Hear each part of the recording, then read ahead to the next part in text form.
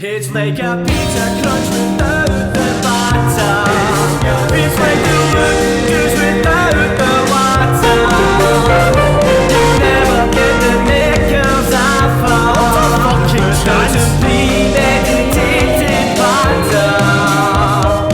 Premeditated patter. Before we begin the podcast, people, this is just a quick message for myself to thank you for your loyal and loving support. I wouldn't be sitting in this couch if it wasn't without yous, but I must ask you to support me a wee bit more. My Patreon is available now for subscription. I would ask you, please, for the bottom of your heart and your bank account, come and support them, man. Help me turn this into a full-time job. I've been doing this a couple of years now, and I really want to progress to the next level where I can make endless content. I will always feature guest episodes on YouTube, so never fear, that will always be available to anybody that wants to watch them. But if you subscribe to the Patreon, you will get notified first before anybody of who that week's guest will be. You also have the option to suggest what kind of guests you'd like to see on the programme. I'll also be doing a lot of bonus content. If you remember the solo podcast where I sit on the Patter Lounger and I sit and impart my words of wisdom, that is exclusive to the Patreon. So in order to access them, you must be signed up to the Patreon.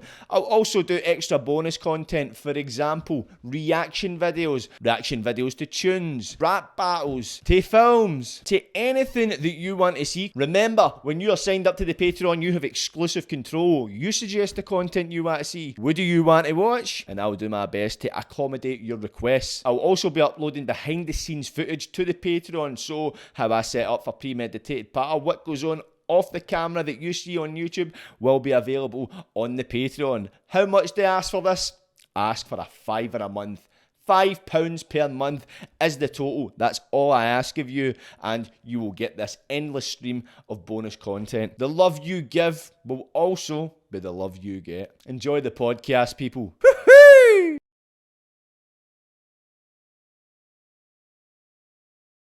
That's why I'm so good at the hypnosis shows, because I come from a performing arts background. Really? Aye. So I used to do a lot of theatre. Oh, I did play you? guitar and piano and stuff as well. So Oh, did you? Amazing, I was in man. a lot of kind of plays and musicals and stuff when I was younger. Before that's why the stage to me is natural, because you find there's a lot of hypnotherapists that will try and be stage hypnotists, and you just don't have it. You know what I mean, it's all showmanship and performance. A lot of it. I noticed that with yourself. I noticed that when you were doing the with I don't know how you call it. See, when you had Abby, when we were performing the wall and you were doing the drawing, the painting. You were Mentalism. The colour. What is it called? Mentalism. When you were doing that, I noticed a part of that. Because this isn't the same, right? I used to do a trick. I still do a trick where. Go on, show me. I'll show you. I need to get a bit of paper. Right, 2 seconds. I'll do it and I'll start it off. I'll do it. Is this how the podcast? Have we started recording? I start recording. Is this how? This is how it always Is this the level of where we're starting at? Hilarious. Go get me a bit of paper. It's funny, but because people say, oh, I know how to do stuff like that, and they end up showing me magic tricks, and I'm like, my stuff's not magic tricks, it's different, but this it's isn't really. hilarious. I love it.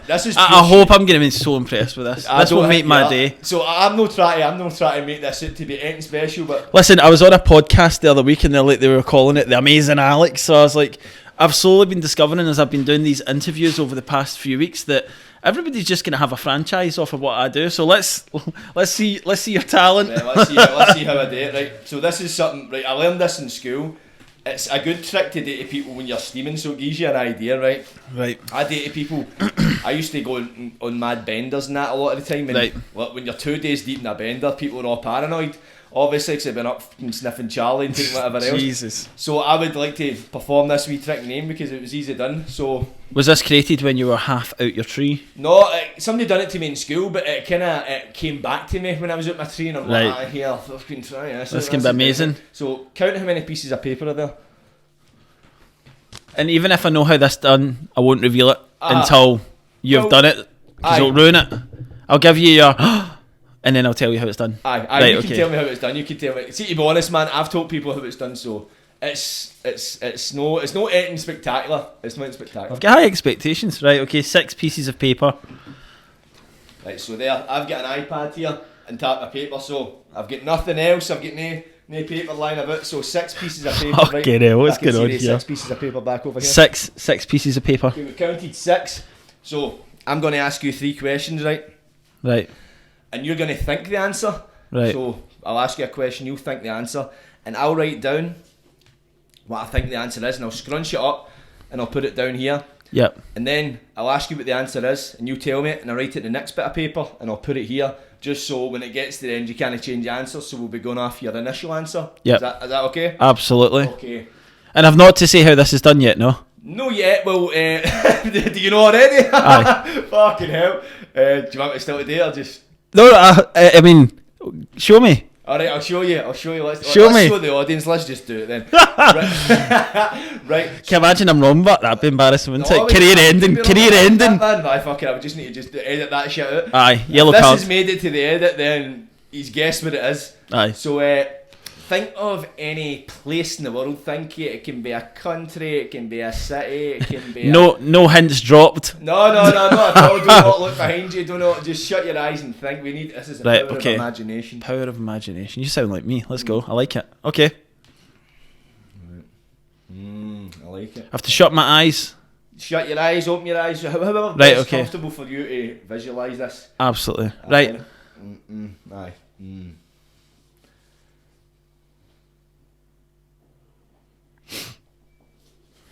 So, if my answer here, I'll just stick that here. Before I'll put my answers down, you won't be able to touch these until we've got the 3. Sounds then good. That way, just there's no tomfoolery going about. Yep. Okay. Absolutely. So, may I ask you your answer? My answer's here For the audience. for the country I was thinking of, Spain. Spain, Espanol, I like it. Spain. And no, I didn't put the heating on in here, so you would get hot and think of a hot country. Right, That's okay. not the Okay. Okay, right. We've got an answer for me and an answer for you, so let's go for the next one. Let's go for something a bit more unique. Why don't we think of a name? Think of a name, any name. It can be a nickname, first name, second name. It can be the name of a TV show, just anything with some sort of name. Okay. We got it? Yep. We're locking it in. Let's do it. I like it. I thought you might. Okay, here we go. We've got 2 there. That's my 2 answers. What was your answer? 5-0. I like it. I like this guest already. We're not even we're at the 6-minute mark, but Spelled FIVEOO. 5-0. Oh, I like it. It's very Spanish. Okay. Sticking with the theme. 5-0, and we've got 5-0 in Spain, right. So they were quite. I would say they're quite hard. My brain. I've got a full podcast today. My brain's feeling a wee bit extinguished. So let's make the next one a bit easier. Let's make it a 50-50 answer. Okay, go for it. So choose between 2 colours, right? Think of either. We'll go with the theme. Purple or orange. Choose one or the other. Okay. Right. Yep. Right.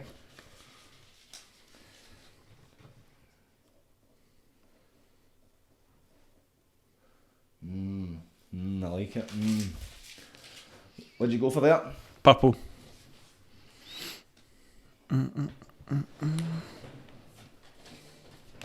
So here we have purple 5-0 in Spain. That is 3. Got 1, 2, and 3. Yep. I feel with the last one, you might have danced between 2. Absolutely, because You did. there was only 2 options. It was 2, so I feel as if sometimes I like to ask people to settle on the first one they think of, and sometimes I can understand it's choice between that and that, and you're saying Absolutely. choice. So the last one I may have got incorrect, but let's see. There we go. Okay. Take your answers and you go, open them up. See if I got 2 out of 3. 2 out of 3 ain't bad. I'll never be a singer. Although someday I'll talk about that in a minute. Right. Reveal. You'll be close to the camera to reveal it. This is the first one. Was that it? 5-0. 5-8. Let's go. Can you read that? It's scrunched up. You should have folded it. You got it? What about there? Hey, let's. Oh yeah, that's clearer. Sorry. Sorry, listen, take my word for it. Take my word for it. I'm not going to lie. Right, next one, reveal. Reveal is orange. I did say, obviously, I was trying to, the brain was extinguished, know what I mean? It was two. That is the hard question, believe it or not. Yep. So we've got one more. We have one more. Yep, let's open it up. Let's see it. Would you believe That. Spain? There you go. That's the heating. That's the heating turned right up. That's the heating up. That's what happens when you get your lecky bills paid, man. But Well done. thank you. So, Well done. let me guess. I'm going to assume that you're really stumped and you think I'm going to do you a job. Is that Oh, right? I think your next level theatre tour, here it comes. Did you figure it out though? I knew it straight away. Did you? I knew it straight away. So, you want me to just give it completely away or just tell you in terms that you know that I know? Right, I do that term because I like doing it to people, I like freaking Right. people. I don't want to give my trick away. So your last question is your first answer, and the rest of it is a delayed response whereby you're getting the answers from the person without them realising any manipulation. Does that make sense for it? How did There you you go. figure that out right away? Have you done that before? Is that like pure basics, that one? It's something you can find off YouTube. I'm saying that. I learned that in school. Did you? I know somebody done that to Do you know what? It's funny you say that because the demonstration I seen of that was a school teacher. Was it, And she huh? was doing it with the kids telling a story. Right. Very impressive. Really good learning tool, actually. Really good learning tool. Well, seeing that, it makes sense how she was doing it to children because it's something I could do to children. They'd be like, what? He's psychic, but see, I'm saying children and madweight cunts. They're the best audience for it. Know somebody that's like a skilled hypnotist like yourself. Can I give you one thing to improve that? Right. So see your last question of your first answer. Mm-hmm. You obviously have two options, so it's a 50-50. Uh-huh. Make it a double ender so that no matter what it picks, your result is right. What do you mean double ender? Like you could do 18 or 81. So no matter what they pick, it's going to be your magician's choice for it. So what do you mean 18 or 81? So Also, it just depends if like 81. It depends what way you wrote it. It was flipped round. Aye, something not as easy as that, but there's words and stuff like that you can flip and stuff like that make it. Right, I see. That it makes then, sense. So then, depending on the way you open up and present it, Right, I see. I like that. I'm glad I showed it to you. That's helped me brush up because the last There you one go. was always pure. That's what I'm talking about. See that I obviously put the act into it. I'm a bit extinguished. See. Oh, absolutely. I'm going to chop this shit out. I'm not letting these cunts know my I tricks. wonder how my acting was for being surprised. It was really good. I thought I had you then, man. Oh, you'd almost. Let me stop you right there, pal. Hate to interrupt, but you need to shut your mouth right now and let the big man get yapping. This is a short message for your sponsors, Ross Harper Solicitors. Are you needing criminal representation in court? Do you feel that you and your lawyer don't have the relationship that you think you need for him or her to do the job that they need to get you off? I've got just the man for you. Nigel Scullion at Ross Harper Solicitors is a true embodiment of what it means to be a good lawyer. And I'm not just talking about in the courtroom. Nigel seeks to develop a personal relationship with his clients. He wants to keep you at the courtroom. He's not just wanting to fill his pockets. He wants to get you in, get you out, and set you on a path of freedom. Nigel has got his clientele at his heart. But don't get me wrong, in the courtroom, he is a stallion. He will fight tooth and nail to keep you from going up to the big boy house, or the big girl house, or the big them house. I've known Nigel a couple of months and I've developed a personal relationship with him. He's very relatable. I've met a good few lawyers in my time. Nigel's young and he's feisty and he's ferocious, but he's a friendly guy. Any support you need outside the courtroom, he will provide it for you. And Nigel's the kind of guy that will offer you the kind of support that doesn't need a legal aid certificate signed after it. He's a great guy and an even better lawyer. He comes from a long line of good lawyers. This man has got criminal defence in his genes. Just think about it. Do you want to go to jail or do you want to go home? And if you've not got a home, Nigel's the kind of man that will help you find the correct support services you need, because his work goes far beyond the realms of inside the courtroom. This is a guy that cares about his clients, and he sees them as more than clients. He sees them as people. These people that have, for whatever reason, they've ended up in maybe a wee dark point in their life. He seeks to get them out it and keep them out it. So look no further than Nigel Scullion at Ross Harper Solicitors to support you and your needs and staying out the jail. 0800 11 12 13 is the contact number. If you want to get them online, it's www.rossharper.com. You can direct message him on Instagram at Ross Harper Scotland, TikTok at Ross Harper 61, and you can find him on Facebook at Ross Harper. To some Nigel Scullion up in a short sentence, he's old school with a new energy. Check them out, people. Ross Harper Solicitors. But in the meantime, enjoy the podcast. But obviously, it's amazing to have you on the podcast, Fraser. Pleasure to be here. Fraser Penman, the world's most unique hypnotist. Woo! Well, for an audience that might not know you, in order for us to gain an insight into Absolutely. the type of person you are and what life experiences shaped you into the person you are today, can you tell me what life was like in the beginning for you, what it was like growing up? So, to officially introduce myself, my name is Fraser, or better known as the world's most unique hypnotist. I am a certified clinical hypnotherapist, stage hypnotist and mentalist, and as of recently been quoted Scotland's answer to Derren Brown. So stick that in your arse, Derren Brown. Yeah. Get it right up you, Derren. Right up you, Derren. Sorry, what was your question? So what was life like growing up for you?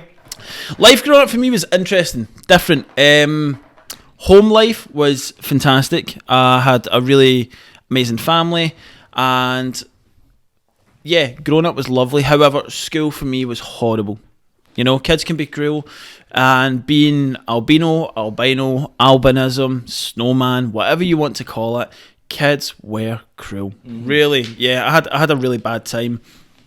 Growing up, from about the age of 8 is my first memory of it. Right. I remember walking home and getting rocks thrown at me by a couple of kids, and then phones just started to come along, getting hate mail texts, sitting in the playground yourself, people singing songs about you. And then when I kind of got to about the age of kind of 12 and 13, when you kind of became independent, and I remember Friday night skating was the big thing, and for the couple of friends that I had, that's where we wanted to go. And the friends I had weren't within school, it was kind of around the area that I lived in.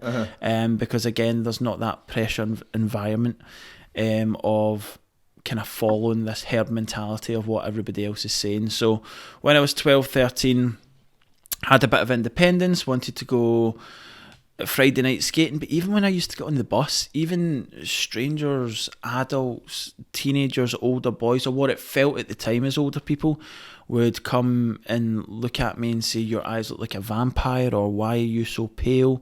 I remember going to a concert and somebody threw a drink over my face because they thought I had talcum powder on my face. It was a really, really bad time. And from, I think it was about 13 or 14, I remember getting jumped off a group of about 15 boys at a bridge.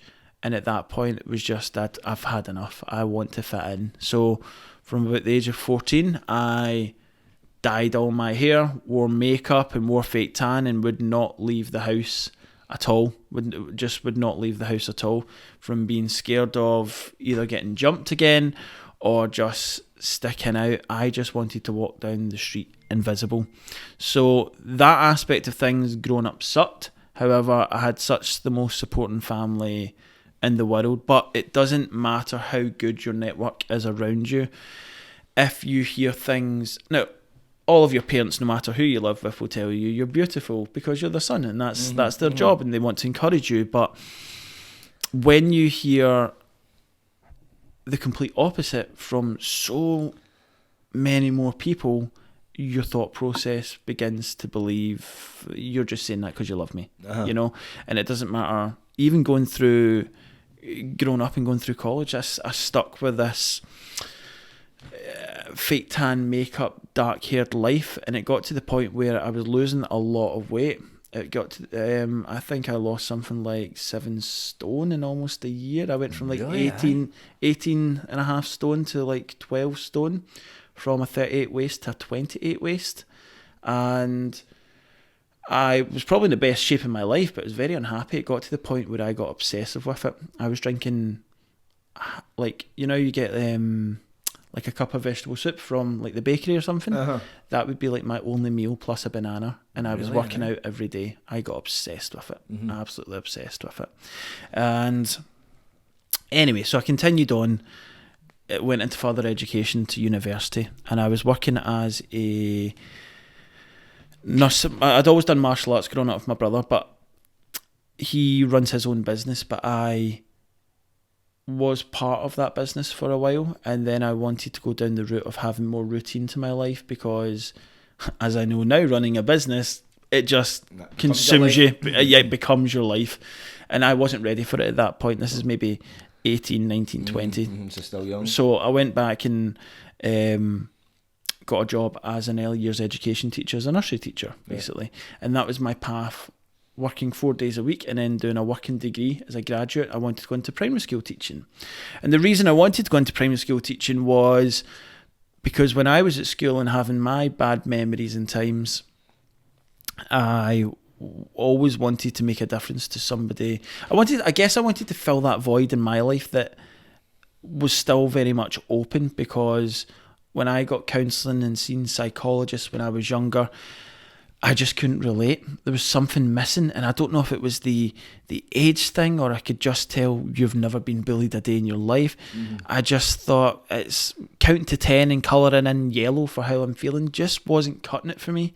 So growing up, I always thought I want to make a difference to somebody else's life at that age group. So that's why I went into education. But I had recently just moved out into my first flat, and I was absolutely skint, as we all are when we first move out.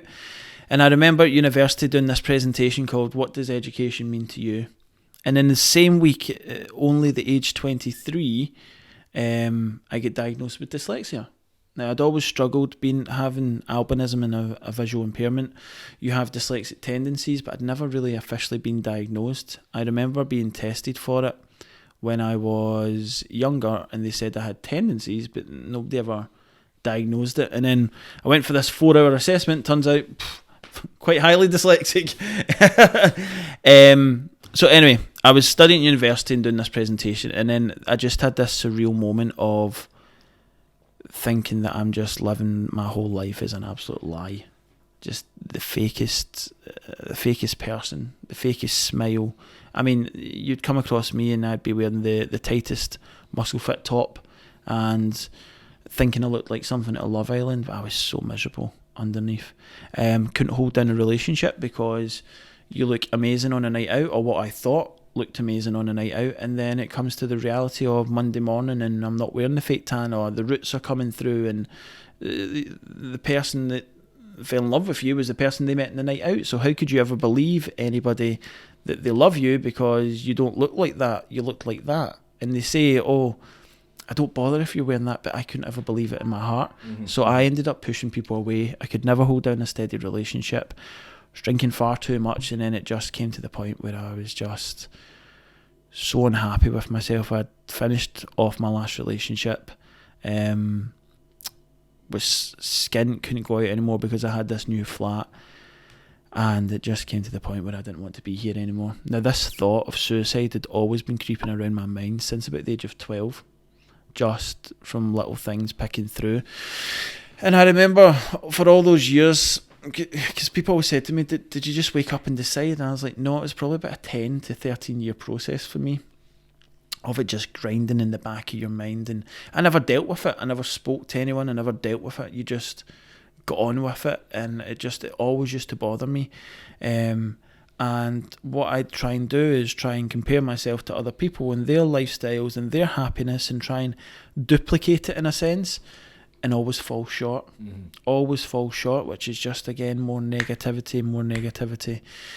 And so yeah, it came to the point where I'd been thinking about it for a while, and I never thought I'd do anything because I didn't want to leave behind that destruction and loss, because no mother or father should ever lose their son or daughter. But what happened was the pain just became too much, and I just decided that in 3 days' time I'm going to drink a bottle of vodka, put a plastic bag over my head and suffocate myself. And I was so... I'd researched it, I'd watched it on YouTube, I'd spoke to people who knew people that had been committed suicide, and slyly asked how they done it, and came up with this whole plan, wrote it down and everything. And I remember telling my mum not to stop me. And I can't imagine how devastating that must have felt for your child, who you have experienced all these challenges with him and been in his corner since the day he was born, and gave up multiple things. Like, when I was in drama class, my mum used to physically type out the whole script in large print because the theatre company couldn't do it. All those hours of investment and pleading with the school to get things enlarged and support teachers, and just for me then to grow up and not be happy with what she produced and want to end my life, and for her not to have her youngest son anymore, must have been absolutely tragic. And a lot of people, as I've been getting interviewed over the last few weeks, have asked me, do you think telling your mum was a cry for help? And at the time I would have said no. It was my insurance policy to make sure she wouldn't stop me or phone the police and get me arrested. But now I can absolutely see it probably was. Absolutely was a cry for help. And yeah, so leading up to it, I think I spoke to my brother, who is a personal trainer and runs his own martial arts company, and I remember him saying to me, I don't think you're depressed, like, what's wrong, why are you so unhappy? And I just remember kind of breaking down and speaking to him about how it got to this point. I remember being a little bit angry, actually, like, who are you to tell me I'm not depressed, you know? But everybody else at that point had model coddled you and kind of tiptoed around me and, like, talk to us when you need to and all that, and, you know, I'm here for you. Whether she was just like, come on, you can fix you, you know? Anyway, so I remember speaking to him, and he was really supportive by the end of the call. I don't want MD thinking that it was just like, depression doesn't exist. It's not what it was like. He just knew what would work for me. And I remember speaking to him and saying, I'd love to become a hypnotist, because I've been always fascinated with Derren Brown, and I'd been reading about it months leading up to it, and how it works in the neuroscience and the psychology, and I'd done a little bit of hypnosis and stuff in the pub with my friends and whatnot, and he says, well, why don't you? I went, just moved out, skint, don't have money, don't even know, I'm not even qualified, I don't properly know how to do it, and he says, do it. And I said, well, what if it doesn't happen in 2 years? Do it for 4 years. If it doesn't happen do it for 6 years. He says, if you do something long enough, it will work. He says, what you're doing right now is you're focusing on the 100 gazillion reasons why not to. And he says, you're completely ignoring the one reason as to why you should. And that's your happiness. You know? So I took that, and that was my motivation, my happiness. Like, what can I do with that? What does that mean? Now, I know all hypnosis is self-hypnosis, so I thought, let's give this a go. Let's try this. So that night, just before I went to my bed, I gave myself one suggestion, and I done just a progressive muscle relaxation induction for myself, for anybody that does any meditation or anything. For those who don't, it's just basically counting down in your head to relax yourself.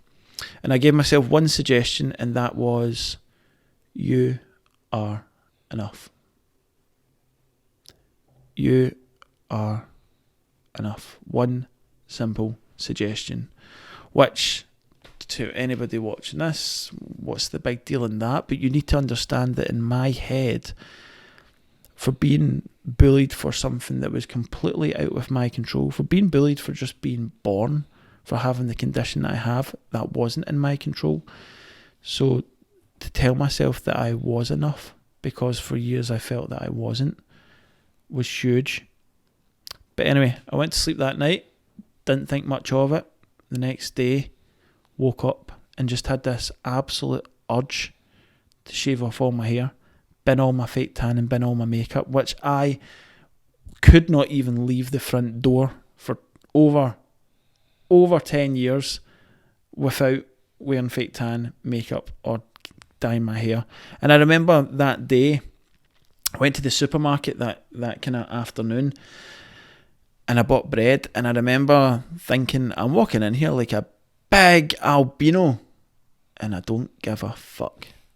And don't get me wrong, it wasn't all roses after that.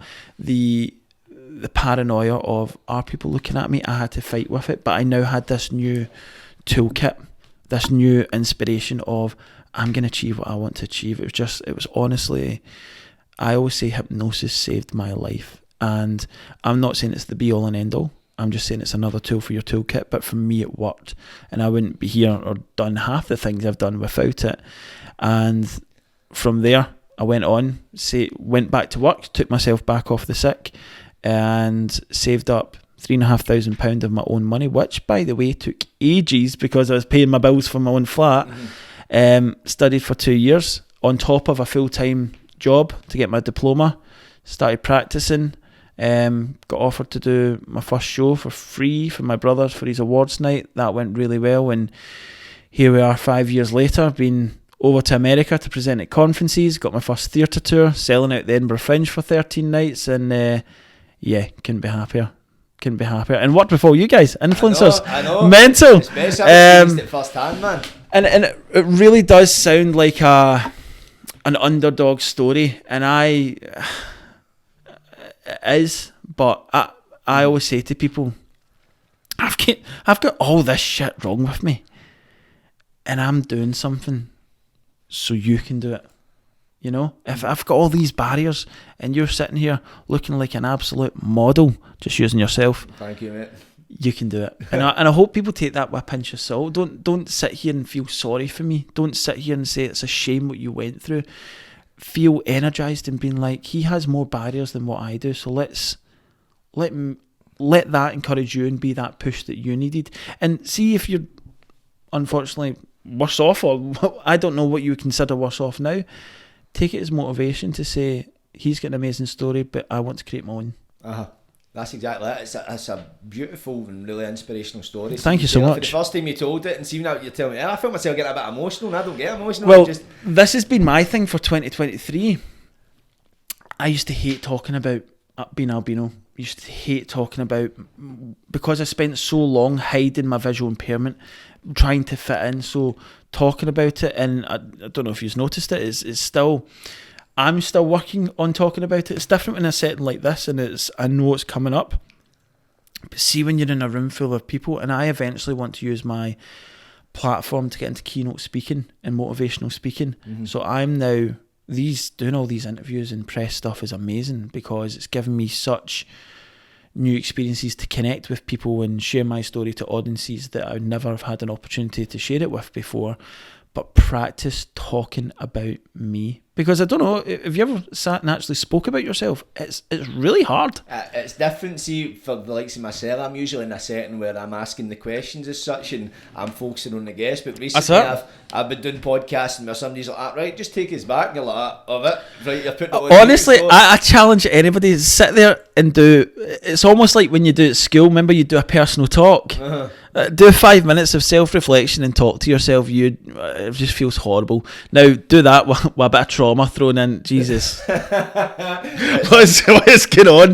You find the more you tell it though, the more, because even you're talking about, like for instance, a point in your story where you said where a few people kind of pointed out to you when you phoned your mum before you commit suicide that it was possibly a cry for help. Do you think speaking it as you're telling the story, as the more you tell it, the more you kind of understand?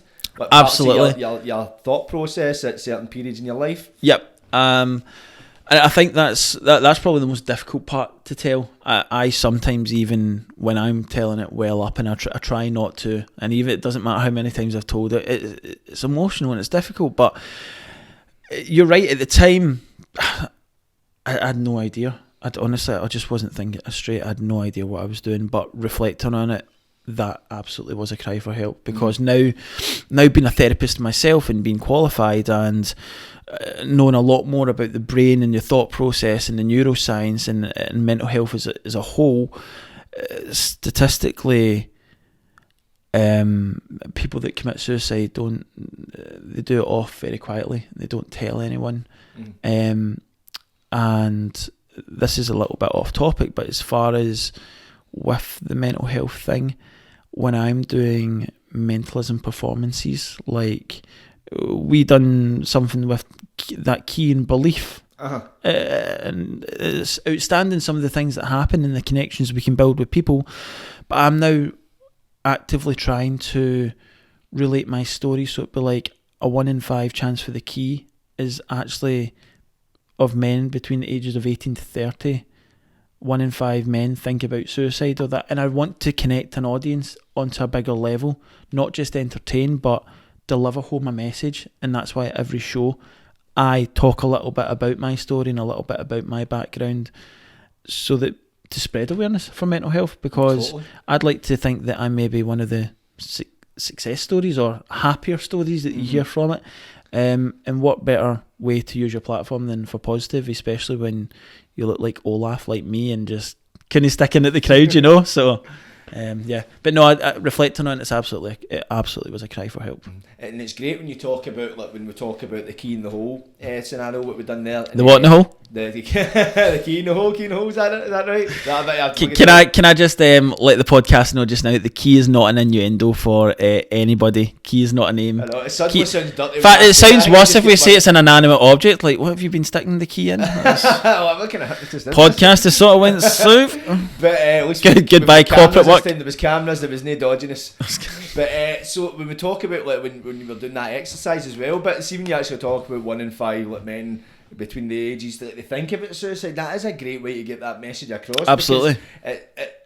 It does get spoken about, but it doesn't get spoken about enough. And with the way you do, like, you're showing that kind of stuff, like, people are engrossed. Like, see, like, maybe somebody's doing a stand-up or somebody's playing music, there's chances where people will get distracted in that and talk. Where a hypnotist show or the mentalism side of things, you're watching because either you're intrigued or you're critical. You're trying to figure out, right, what's happening here. I want to see. I love this, yeah. And the good thing about, so I get a lot of my inspiration from Derren Brown. And what sets Derren Brown apart from other mentalists and hypnotists and psychological illusionists is his ability to grab an audience, his showmanship, his misdirection. It's on another level.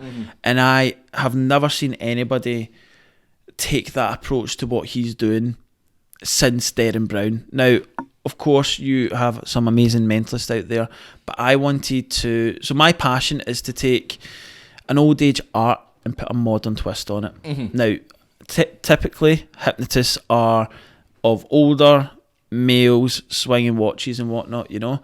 I want to be rocking on with my 3-piece suit and my Converse and bring a whole different light to it, and not doing the cringy things and doing things that are so relatable and making it cool again. I remember doing a post the other day and writing, I want to make hypnosis cool, and that's getting the influencers, getting the celebrities, bringing a whole modern twist to it. And with the mentalism, it takes me ages, right? People think I just rock up and do this stuff, right? It's not at all. Yes, I have some abilities and gifts, which I'm very thankful for, but a lot of hard work goes into this stuff. I might learn something, or I might know the framework as to how something is done, and it'll take me 4 to 5 months. It took me 1.5 years to write my show.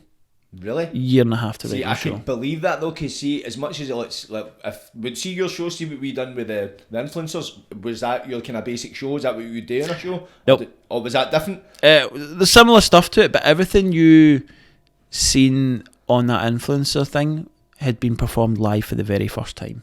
Right, so we were kind of like privileged to see that. You were the monkeys, literally. I like it. What monkeys? You know, listen, I've got a theatre tour coming up. It can't be going wrong in the theatre tour. No, definitely. Well, if it goes anything like it went that day, it'll be going smashing. It was absolutely brilliant. But again, you can then take. I love it because you came to that and you've seen the results of things. And then you can come see something similar to that again. It'll be a completely different result. Because you'll be like, oh, he's not a magician. It's not the same result. It's never the same result, ever. Because everybody has different thoughts. Everybody has different thought processes.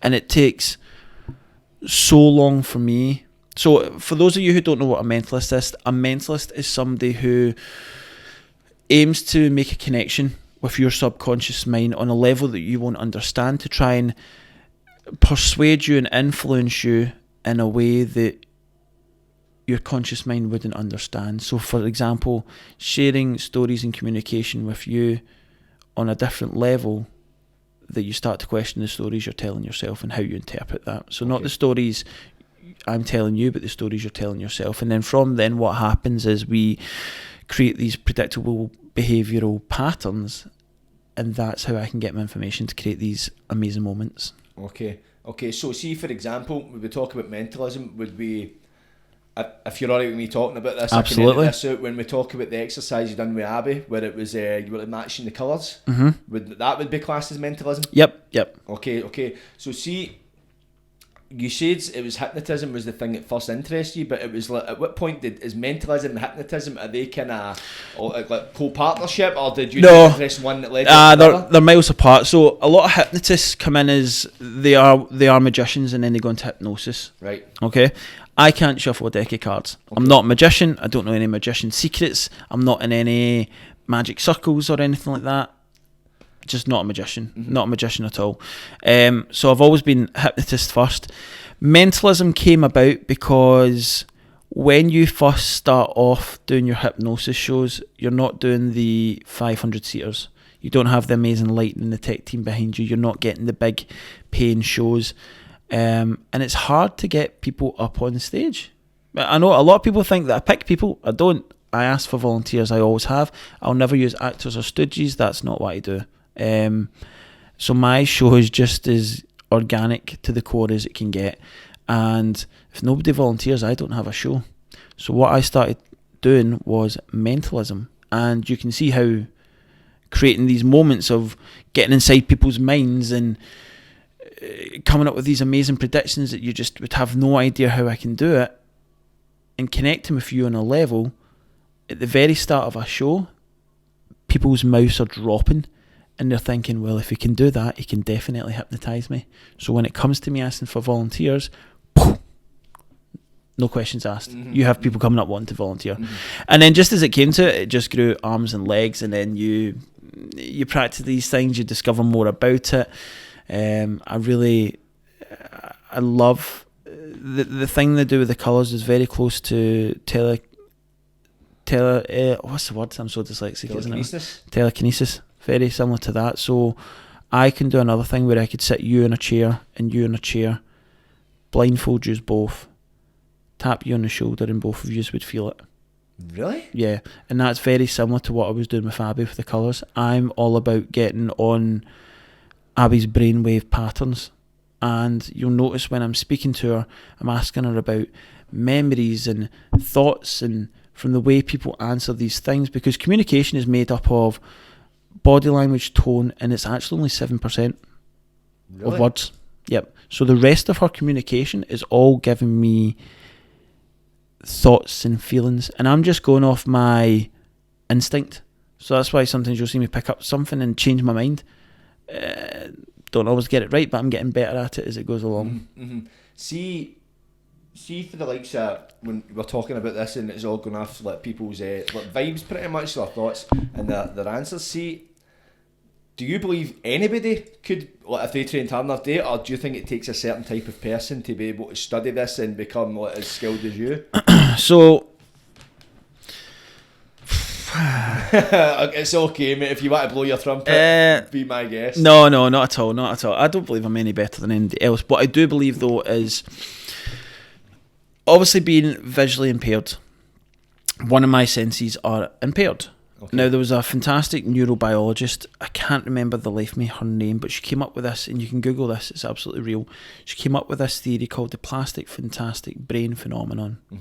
And what that basically means is that when one of your senses is impaired, another one of your senses is heightened. Okay. So since a very, very young age, you could be sitting in the next room having a quiet conversation, and I could be in here playing the PlayStation, and I could come in and tell you what you've just spoke about. Really? Yep. My senses just seem to be very heightened, and I found as I've got older, my ability to connect with people, and just like I used to have. I don't believe I'm psychic. I'm not even too sure if I believe in psychics myself. I'm not here to convince you yes or convince you no, but I used to have these visions and thoughts of people saying a certain sentence or a certain song coming on, and the next day it would happen, or in some different formats. So I don't know. I believe that my ability to be able to connect with somebody is very, very special. However, I need to learn how to people profile. So a lot of the time, especially with mentalism, I'm looking for microfilament movements in your eyes, or the way you move the hand or your leg or your tone or your pitch. these are all ways where I'm getting information from you, which makes sense when you say that only 7% of communication is made up by words and the rest is all tone, body language, all that stuff. Okay. So the short answer is yes, anybody can do it, because there is no, don't get me wrong, people will sell you stage hypnosis courses, but there's no qualification to become a stage hypnotist or mentalist. It takes a lot of practice, a lot of will, and a lot of creativity. And it's the difference between a good performer and a fantastic performer is how you build the story. How can people relate to it? And that's what Derren Brown does so well, and that's what I'm trying to achieve. Aye, and you do it really well, Steve. Thank you. You touch on your own story, because I believe you told me at first a lot of it was to do with like the person being hypnotised needed to have like a certain level of trust. And then I felt when you told your story and that kind of thing, it made people feel at ease. You can relate to it, yeah. You know that I'm not gonna. Journey. Yeah, because I'm not an X-rated hypnotist, and I never will be, because as well as entertainment, I have a passion of doing corporate and keynote speaking and sharing my story and sharing the difference a positive mindset can have and what you can achieve for it. Not only by sharing my story, I found there was a massive gap in the market for motivational speakers. Not in the sense of people not achieving great things, but what you would do is you would find out or attend these conferences where people would speak about their amazing achievements. And what it would leave me, I can't speak obviously for everybody else, but I'd feel a little bit degraded in myself, thinking, oh my goodness, they're amazing, but how does that help me? They've not told me anything that's going to help me. They've told me about what they've done in their journey to get to where they are. So I created a presentation called Mindset for Success. That's copyrighted for anybody that wants to see that. It's called Mindset for Success, and I take 3 simple psychological techniques and apply it into business to help companies achieve, whether it be for profit, health and well-being, or their goals or anything like that at all. And people can apply it in their personal life as well as their business life. And I actually give everybody a self-help toolkit to take away, so that after the presentation you don't need me. You have the tools to be able to start changing your own mindset for yourself, so that everybody can go away and hear my story and feel inspired, and then they see what I'm talking about, because I literally get people up on stage and hypnotise them at the end to show that a thought creates a feeling creates a behaviour. So for example, if you think that your arm's stiff and rigid, then you will start to feel stiff and rigid and you will believe it, so therefore your body reacts to it, right? That's no different from you at the start of the year. In business, everybody says, I'm going to make this amount of money this year, right? Whether you're in business or not, we all say, I'm going to make this amount of money this year. So if you're in sales, once you said, I'm going to make 40,000 this year. So say you have an all right first half of the year, you've made 20,000, second half 10,000, and then you have a really good third trimester, you make that last bit of money up to make your 40,000. For that last period of the trimester of the financial year, you start to see the friends, your colleagues, you don't really start to try anymore because you've made your goal. But you have the ability to do so much more. So what happens if that person with the ability to make 80,000 comes in with that 80,000k attitude? They're not only going to do better for themselves and be more switched on and productive, it's also going to be beneficial to the boss and the big CEOs in the company in general. Everybody wins. Productivity goes up and the person's mood and want and mental stimulation goes up and all the rest of it. So that's, because as soon as people hear hypnosis as part of one of the tools for corporate, they all go, bums start to pucker, but when you start to explain it, well, how often do you tell your colleagues to think like the customer? Get into the mind of the customer. Do you set goals? Do you set SMART goals? Yeah, you eliminate distraction and want things to be obtainable, reachable, time consumed. So you want to take away all these other exteriors to make sure you focus and achieve your goal. Well, what's hypnosis? Focus and concentration, eliminating distraction. We're doing these things all the time. NLP, visualization. All businesses use this. So as well as the entertainment side, I want to deliver that message across and start doing work like that. And then after seeing that presentation, they can then go home with some techniques that I've showed them to start applying it in their own life without me. Because a lot of these people or a lot of these trainers you get in, you need to get them in 2, 3, 4 times different parts of the year. Come get me in once. And what I'd really like to do is, for people who've been off long-term sick like myself, when you come back to work, you get handed a leaflet or you maybe get 4 counselling sessions if you're lucky. People aren't trained or equipped how to deal with mental health now. I would love to work on a consultancy basis with a business to create a health and wellbeing program for people being off long-term sick, so that on their phased return to work, they can maybe get 2 months worth of free hypnotherapy 1-to-1. And that hypnotherapist is in there 2 to 3 days a week. Say it's a big company of 200 employees. I would like to, of those 2 days, that everybody gets 1 hour of health and wellbeing. So they all come to me, team by team, for an hour's meditation. Might be, so team 1's on a Tuesday, team 2's on a Friday, or something like that. And that just gives people a break from that constant pressure of target sailing and meeting these goals. It can be their time to relax, their fun hour. Oh, this is the time we really look forward to spending with Fraser, just to completely switch off. It's like some companies offer massages. You wouldn't believe the difference it will make to people's work ethic when you give them a wee bit of a break. And then obviously people returning from work, you can spend time with them privately doing hypnotherapy 1-to-1, so that they're ready to return to work. Because when COVID hit, I discovered that my diary was going off the rocket, because people couldn't adjust from being so busy to doing nothing. But then people couldn't adjust from doing nothing to going back to being busy again after COVID. And I thought, my goodness, this must, and I experienced it myself when I was off long-term sick with my mental health. I thought, there's nothing. You just get flung back in. There's no, and I've spoke to CEOs now, and the CEOs now of businesses, and they say, you're right, we're not equipped to handle this. We get given a leaflet, contact the CAMS team or contact employee support. You'll get some counselling. And I've been through the counselling. It's not taking anything away from counsellors, but it wasn't for me. And I'm not saying hypnotherapy is the way forward either, but I could assist in some way, shape or form. So you touched on hypnotherapy there, and what people don't know, you're a qualified hypnotherapist. I am, yeah. I've got a clinical diploma and certified as a clinical hypnotherapist. And between that, there's lots of different things like cognitive behavioural therapy, psychodynamic analysis, sports enhanced development. So I'm not as dumb as I look. So at what point during your journey was attracted you to the field of hypnotherapy? Well, to start with, because I started from the stage stuff. I started doing the stage hypnosis, and I was convinced in my head that because I had no qualification or nothing backing me, nobody would believe I could hypnotise anybody. So to begin with, it was to give myself some legitimacy, to be honest. Well, I've got a diploma. I mean, long time to study for a bit of legitimacy, but in my head that's what it was. But as I done more of the diploma and started to work with clients, the buzz I would get from doing stage hypnosis or street hypnosis to helping somebody, just sometimes the emotion of relief to helping people become the best version of themselves is absolutely magical. And that related back to what I wanted to do as a wee boy, was to change one person's life. And yeah, still doing it now. Even though I'm busy with the stage stuff, I'm still doing it now. And I always say to everybody that even if you can't afford therapy or anything, reach out to a message. I'm never going to not answer somebody's message. Well, unless you're a cock, then you're don't block. Unless you're literally a cock, somebody send you a dick pic, just don't. Aye. No nice, especially one of the big hook ones of. I thought this guy will block you in advance. He'll see it coming. No, it's a no. Ravy Davy. Done.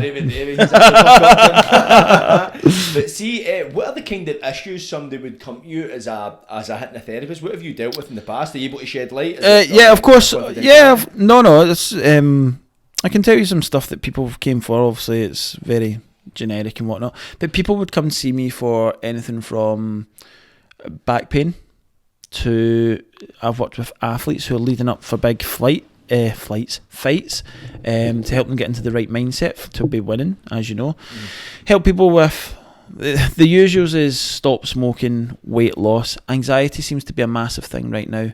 And that's one of the most complicated things for me, because anxiety, I need to find out where this problem's coming from, and it can be an array of things masking it, if that makes sense. So that can sometimes be it's not just a one session, but things like stopping smoking, one session. Things like chronic pain, one session. Phobias and fears, you wouldn't believe how many phobias and fears are out in the world, one session. These things can all be done in about an hour's time. Loads of stuff. Psychodynamic analysis, parts therapy, child regression, loads of stuff. loads of stuff. I had somebody that was scared of flying, now goes flying.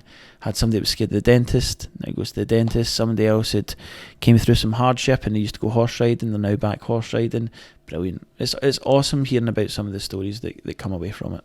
So see, you say like that, like say a lot of them you've dealt with, you can deal with in one session. Is that one session for life? Yep. That's totally done? Yep.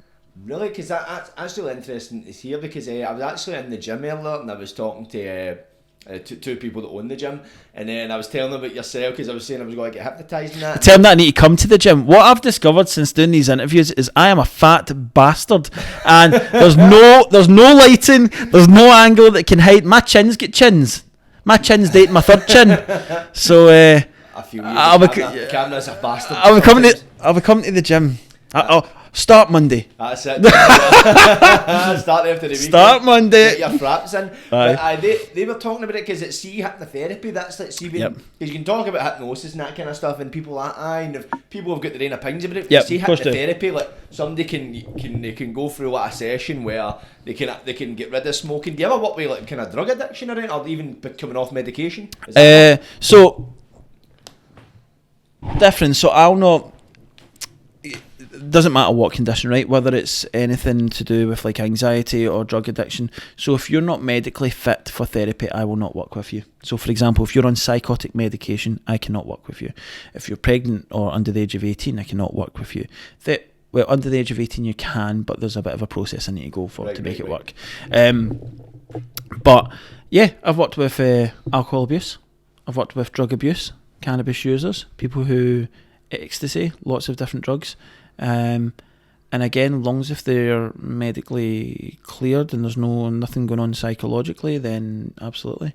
Things that I tend to stay away from and don't work with for hypnotherapy, obvious reason, is like bipolar and schizophrenia and stuff like that, because that person's not ready for therapy. I can imagine, because it's almost getting in somebody's head, and then if they're mentally not 100%, and as a way to describe it. Yeah, but it's bringing it down to another base level, right? Stop smoking. So I've got one client that says, I've just had a heart attack. I hate the taste of smoking. I hate the smell of smoking. My doctor says I really need to stop. I just can't break the habit, but I hate it. I'm almost in tears at night time because I hate it that much. Then you've got client 2. Hiya pal. My wife wants me to chuck these fags. I love a good fag, but I'll come see you. Who's stopping smoking? The first client guy. 1. Aye. Client 2, I'm not even taking you on because your mindset's not there. Right. I have a very strict policy and process of consultation I do before clients. 1, because I'm really selfishly proud of my success rate. And 2, don't waste your money. If you're not ready for it, don't waste your money, because therapy is not cheap. So why would you waste your money? Again, and the price is a certain price because you want somebody to invest in themselves. When people invest in themselves, they tend to really want to do it as well, you know. People tell me all the time, oh, you're quite expensive. I say, well, that's fine. 1, it's my platform, and 2, find somebody else that's cheaper. You came to me. I'm here to get results and help people change. Now with therapy, there's never a guarantee, but you wouldn't believe the amount of people that come to me who say they've seen a hypnotherapist and it didn't work, and they come and see me within an hour, they're cured. And I said, well, what's the difference? I said, well, did you check to see if your last therapist was insured? Did they have a qualification? Did they have a diploma? Did they offer to show you any of these things? And a lot of people come to me and they have consultation forms and waivers and health and safety things to fill out. I didn't need to do this at the last therapist. Well, maybe the last person you've seen wasn't really a therapist. So I always say to people, if you were to go see a personal trainer, you'd watch the videos on the internet. If you wait to see a physiotherapist, you'd make sure they had the qualifications. Why treat your mental health any differently? Make sure you do your research. Aye, totally. And that's it. The price is a price for a reason, because it's like, end of the day, you know your worth, you know you get results, you're going it, and you've put, as you say, you've invested countless hours. Not, what is it they say? Oh no, it's not to do with that. Cost of living. Bump no, it right up. cost of I'm living, kidding on. He's no cheap. Like he's not cheap. But of course, it's the same as well. See if you charge it cheap, people, why is it so cheap? Obviously, it doesn't work. Just people are people, you know what I mean? They always Absolutely. question prices and stuff. But that's the thing. End of the day, if it works, as you say, you can pretty much cure phobia smoking in an hour. If an hour. No. I can assist It can assist. You can assist if somebody really wants. Nothing's 100% Sorry, I don't know guaranteed. why I sell that there. Apologies. Nothing's 100. It can have a high success rate, but I never say to MD it's a guarantee. Doesn't he guarantee? It's See, guaranteed. that's that honesty as well, because you'll probably get some people. Because I remember, Because then you'll get people coming back to you, and then they've now got the mental battle with themselves, saying, "Oh, I thought it was a guarantee. Oh, it's not a guarantee. I'll not bother." The fact that you're now saying you won't bother means you're not ready for the mindset for it. Whether somebody's like, "Oh, this is on me. It's the effort I put in. I understand this. I'm ready for the next step. Let's go." So it's pretty much a tool that assists something you need to really kind of implement in your own life. Yep. Yep, absolutely. It's like let's change it. I say to you, there's a puppy for sale. This amazing puppy. It's £800. It's 6 weeks old. It's amazing, beautiful golden Labrador. Okay, lovely. Do you want it? Aye. Okay.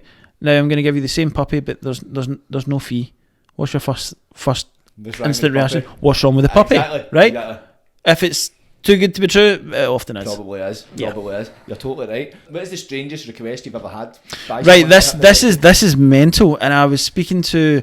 I'm so glad you asked this, because the last interview I done forgot to ask me this, and I said you wouldn't believe the weird shit I get. Honestly, my DMs are register material. I had somebody that contacted me that fancied a person and wanted me to hypnotise that person to be their boyfriend. I'll pay you good money. Shut up. Like, let me just process that. I pay you good money. Sound, mate. Like, I don't even answer that. What do you say to that? Like, oh, I know worries, mate. Do me a favour, just tie him up, throw him in the back of your car, bring him up to the house, and an hour's work. That is fucking mental. See, because that's another question I was going to ask. Like, Oh, it gets worse. all right, keep going. It gets worse. What was the other one I got? So you get these. I'm so getting cancelled. You'll need to edit some of this stuff out. You get these like sex hypnotic groups that people will follow and all that stuff. And I remember somebody screenshotting a video of me doing an instant induction, like similar to what I was doing with you at the filming day, right? Okay. And they're just like, "Oh, I love the way you drop people so quickly. It's amazing. I love how quickly I'm pushing the block button because you're going away." That is my response. In fact, where's my phone? Have we got any just now? There's some weird ones that come up. Honestly, I've a good time. It's weird, but constantly thinking you've got a duty of care to yourself as well as the public and also your brand. I never wanted this to become a business. I'm very fortunate that it has become a business. And I'm working hard now that I'm here, so I wouldn't ever put myself in jeopardy. But yeah, people try and have pops at me all the time. I can Absolutely. imagine. Because see, that's what I was going to ask. See if we compare it. I know you say you're not a magician, but see if we look at like, if somebody becomes a magician, they enter like the Magician's Guild. Is that what it's called? They enter like this. If it's not the guild, it's called. It's The like Magic Circle. The Magic Circle, the Magician's Guild. I don't know where I got that from, but the Magic Circle. Where See, even if I was in the Magic Circle, do you think I would be revealing if I was? No, totally not. But what I can tell you, the more you think it's done, the further away you are. And I'll leave you with this: hypnosis isn't what you think it is; it's what you think it is. I like that. It's dead mysterious.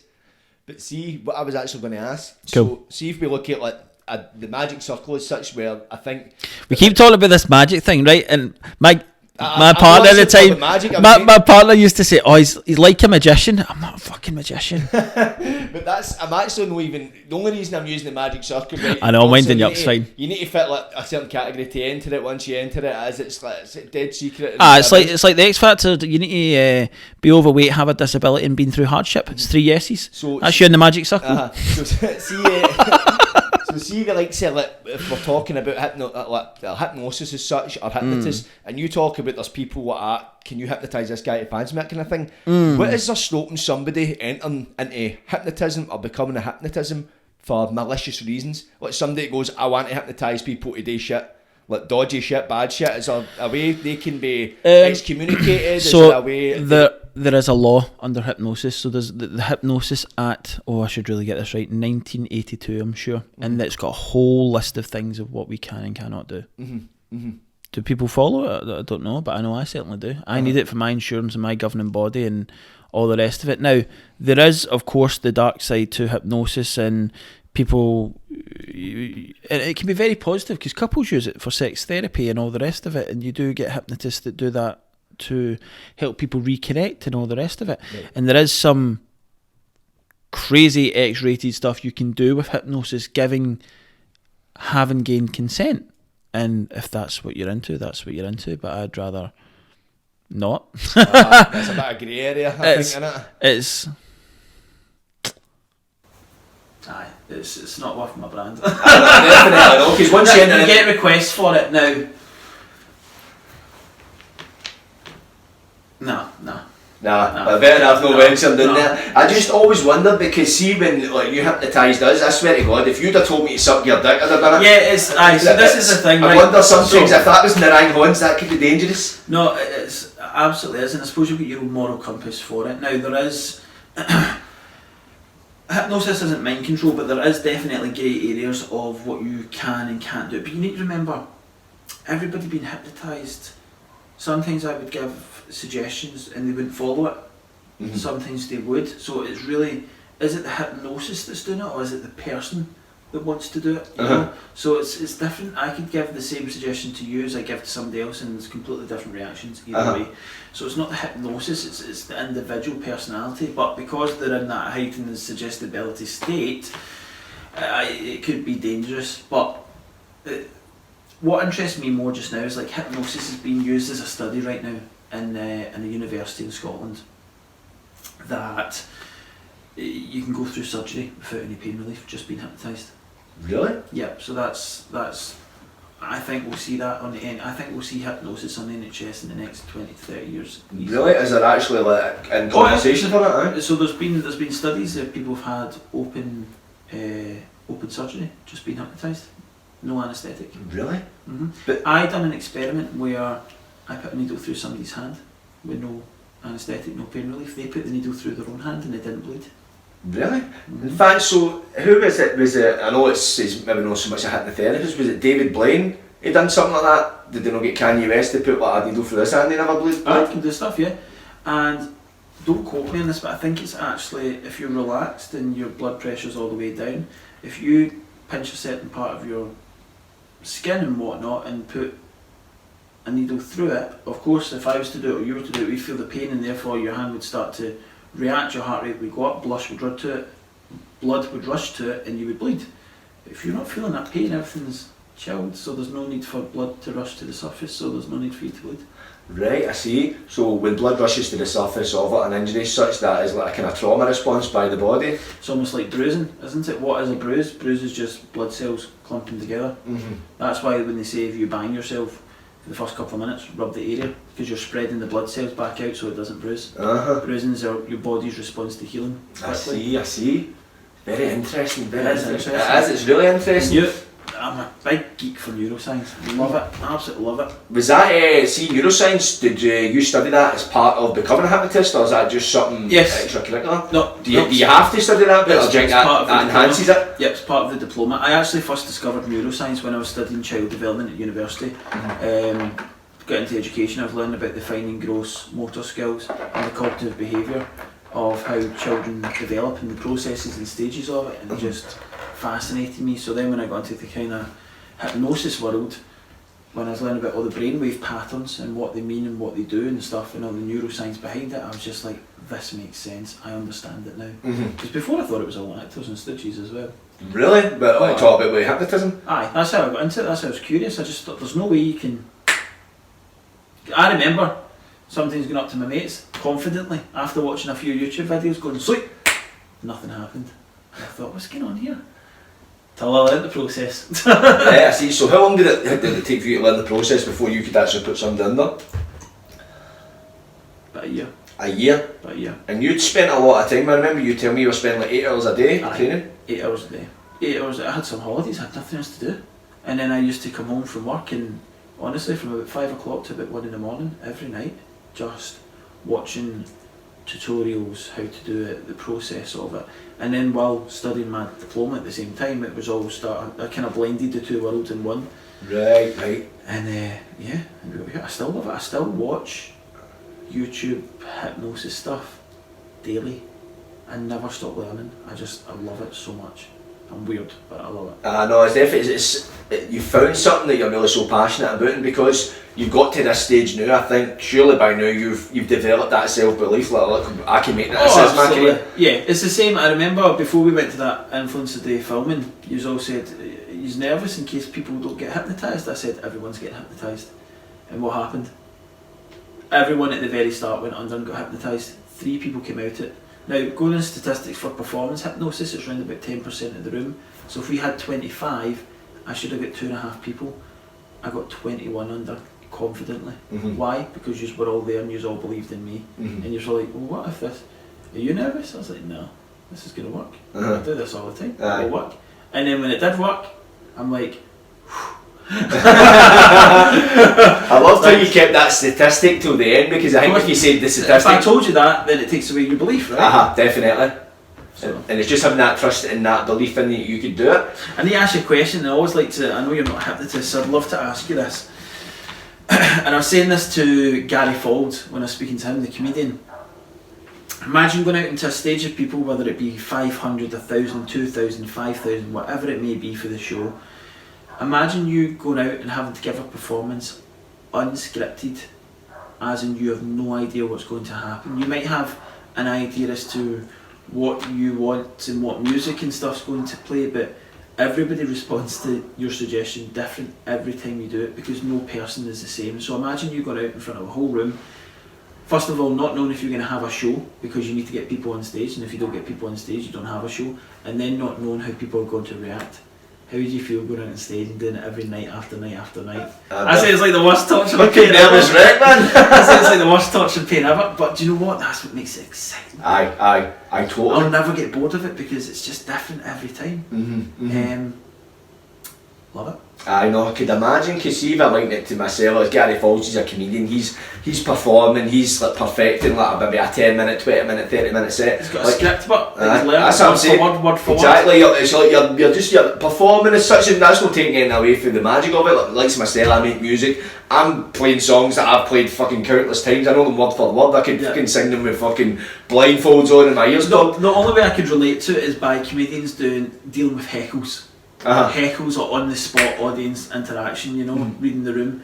It's similar to that. I suppose it'd be like you singing a song and getting a request for a song that you've never really sang before, but you give it a go. Or even freestyling or something? Every night. Every night. I think the only person I've heard of doing that was Billy Connolly. Whenever he used to perform stand up, he never used to write it. Oh no, the show's been written, so I've learned my script and my lines and everything what I'm going to write, but I've no idea what's going to happen. Right, I've no idea if I've got a show. Right. So it's all dependent on the audience itself. So there's a lot of improv as such there.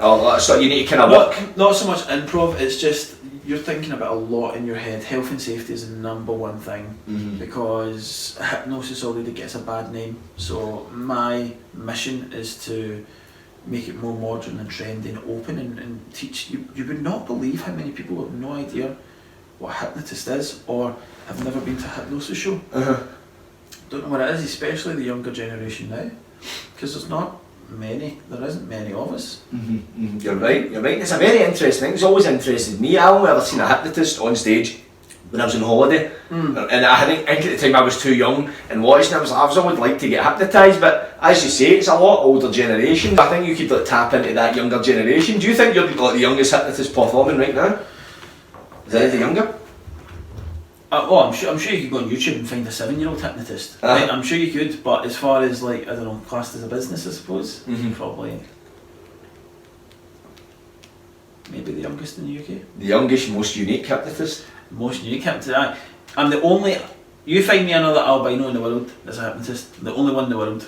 I like it, it's a niche. Only one in the world. Mate, you gotta make some money somehow. That's a selling point. The USP. That's it, it's embracing your individuality and making it work for you. And people always think some of the stuff I do on stage is absolutely outstanding. Right? The hardest part for me is making this a business. I'm a performer, I'm not a businessman. And that's the bit I'm struggling with. I now need to turn what I love into a career. Which, by the way, is exhausting and draining, and the best thing I've ever done. Mm-hmm. The best thing. People always say if you're good at something, then you tell the world. If you're amazing at something, people tell you, and that's how this became a business, by people saying, "Can you come do this? Can you come do that?" And I'm also privileged to do what I do. Love it. You're amazing at what you do. Thank you so You're much. really I good. really appreciate that. At what point did you realise it could become a business? At what stage were you?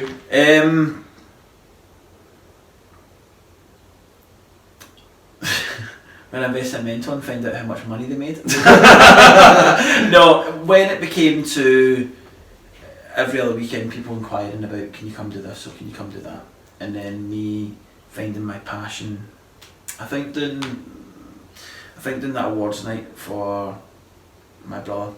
Never done a hypnosis show, standing up in front of 165 people and doing a show, and not only a show for them people. I used to be the martial arts instructor as well, so they'd see me as Fraser the martial arts instructor to now Fraser the hypnotist, who nobody knew anything about at the time, and people loving it and it being a success. It just, that feeling of being on stage and you know yourself being a performer, there's nothing beats it. It's the best drug in the world. Oh, totally. Best drug in the world. And I think all performers have a desire to be attention seekers in a way. Ah, totally. I feel like you are searching for that long little bit of appreciation from people that you don't even know, if that makes sense. Not so much, when I say attention seeking, I don't mean stand in the middle of the room, look at me, I am amazing. I mean, yeah, no, I do mean that. I absolutely do mean that, because you thrive for that clap, that appreciation. I guess we all want the satisfaction or the approval. That external validation for all the hard work you've put into something. And I think the reason I like it so much is because I'm getting validation for being me, which I so long looked for, which is awesome. So yeah, fuck you, bullies. Fuck you, right up, man. See that, because a lot of your life, see when you say when you started like dyeing your hair and wearing makeup and that, did you finally get that acceptance you were looking for by your peers? So you did get accepted, my but dating life went. Oh really? Aye. Oh aye. So even though which made me even sadder, because I was like, I'm more handsome, being the most opposite thing of what I naturally am. So deep down inside, there was no way you could, because you can't kid yourself on. I don't believe that at all, and nobody can. You can show the outside world, and as you say, everything around you is elevating. You're getting everything you want externally, but internally, you just know deep down. Now, when you eventually embraced yourself for who you were, that's now this point, I think, now you're getting that external validation, but you're getting it for the right reasons. You're getting people appreciating you for who you are. So it's I find like you've got it, and I think that's when that probably. Do you think, like your childhood, being excluded and being that like treated like that way by people? Do you think that's added as that kind of that's giving you that kind of desire? Absolutely, it fueled a fire. I always said, let success be my noise. I'm not one to sit here and tell everybody the amazing achievements. I keep, and as I've been recently going viral on things and been offered all these lovely opportunities to come do press and all that thing, I've seen some names crop up who would never be interested in me before. And I don't mean like romantic of that, I just mean as in, I know they'll be sitting there going, I used to go to school with him, he used to be a nobody. Well, guess what? I'm a fucking somebody now. What are you doing? Exactly. I said your biggest haters become your biggest supporters when you start doing well. It's funny that, isn't it? I always say, and I've always said this, the 5 people I surround myself in my life before I ever, if I do, not saying if I ever do, the 5 people I surround myself with before you have money is the 5 people that will still be in my life when I have money. Because everybody else that comes after money are not there for Fraser. They're there for the money. And it's the same for yourself, and it's the same with anybody else.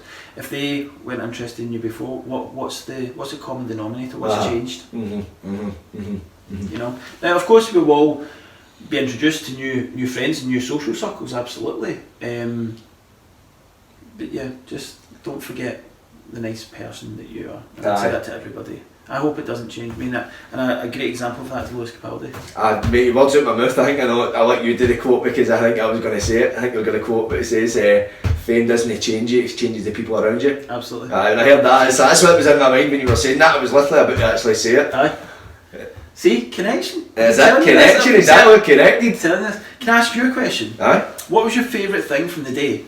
The film. So for those of you who don't know, 5 came and got hypnotised by me literally 3 days ago, which means he's still very susceptible, so we'll put him under it by the end. By the end I'll be going back under. So my favourite thing... what do you remember? Describe to everything. I remember everything. I always like to speak to people afterwards, because it's very good me sitting here and validating what I do, but there's no better validation than from people who have been hypnotised, because those people who think it's actors or you're unconscious or it's mind control, you can only keep thinking that for so long until you start seeing your friends, your family, people you know. Eventually you're going to be like, okay, maybe there's something to this. So I always like to, you tell them, don't let me So are you meaning from my personal experience or what I've maybe seen? No, your because for personal. me, what was your personal, what was your point of view going into it and what you thought of it, and now what is it afterwards after the experience? I went in it quite open-minded, as you say, because I did believe in it to a degree. The only thing that was maybe I might have thought, because I know some people just don't go under, just some people are just not susceptible to it, and that's fine. I thought maybe there was a wee part in my mind that maybe would I be one of the people, but as you say, everybody can be hypnotised, it's just on what level, because we already are hypnotised, i.e. missing the big sign on the motorway, driving to your destination, not remembering it, reading a bit of paper, these are all hypnotic things. We all do it 7 to 10 times a day, going in and out of trance. It's just, you're right, for an entertainment point of view. This is what people always say to me. I don't think I can get hypnotised. I'm like, alright, how many times have you looked for your car keys, holding your car keys? Alright, that's hypnosis. And when you start to explain it to people on a more generic level, they're like, oh, okay, fine. And some people believe it and some people don't, but I'm like, go Google it, it'll tell you. Don't take my word for it. Google what hypnosis is. It's focus and concentration. Have you ever set a goal in life? Hypnosis. Have you ever missed something? Hypnosis. So everybody can be hypnotised, but for that setting, you're right, as in we're looking for the top 2.5%. Right, I see. So I went into it with an open mind anyway, as you said, keep an open mind. Take me! Take me, I surrendered, man. I've never been hypnotised before, as I say, I've only seen it. So I did believe, because I'd met people before I went to do the show and I was telling them, well, I get hypnotised on holiday and tell me, and I'm like, right. And I've seen people on stage and that getting done, you're like, there's no way they'd have done that if they weren't there under. So nobody's going to just act like, because you get people, like say myself, see if I never felt hypnotised, I wouldn't have done half the stuff, because I'm not going to do it if I didn't feel it. And people always say to me afterwards, they say, oh, I was playing along, I was acting, and I say, right, okay, well, what did the hypnotist say to you? Oh, he asked me to do this, so I just done it. So it's right, okay. I said, now let's speak to somebody else who believes they were hypnotised. Why did you do that? Well, the hypnotist asked me to. Alright, so that's the same answer, right? So who's hypnotised and who's not?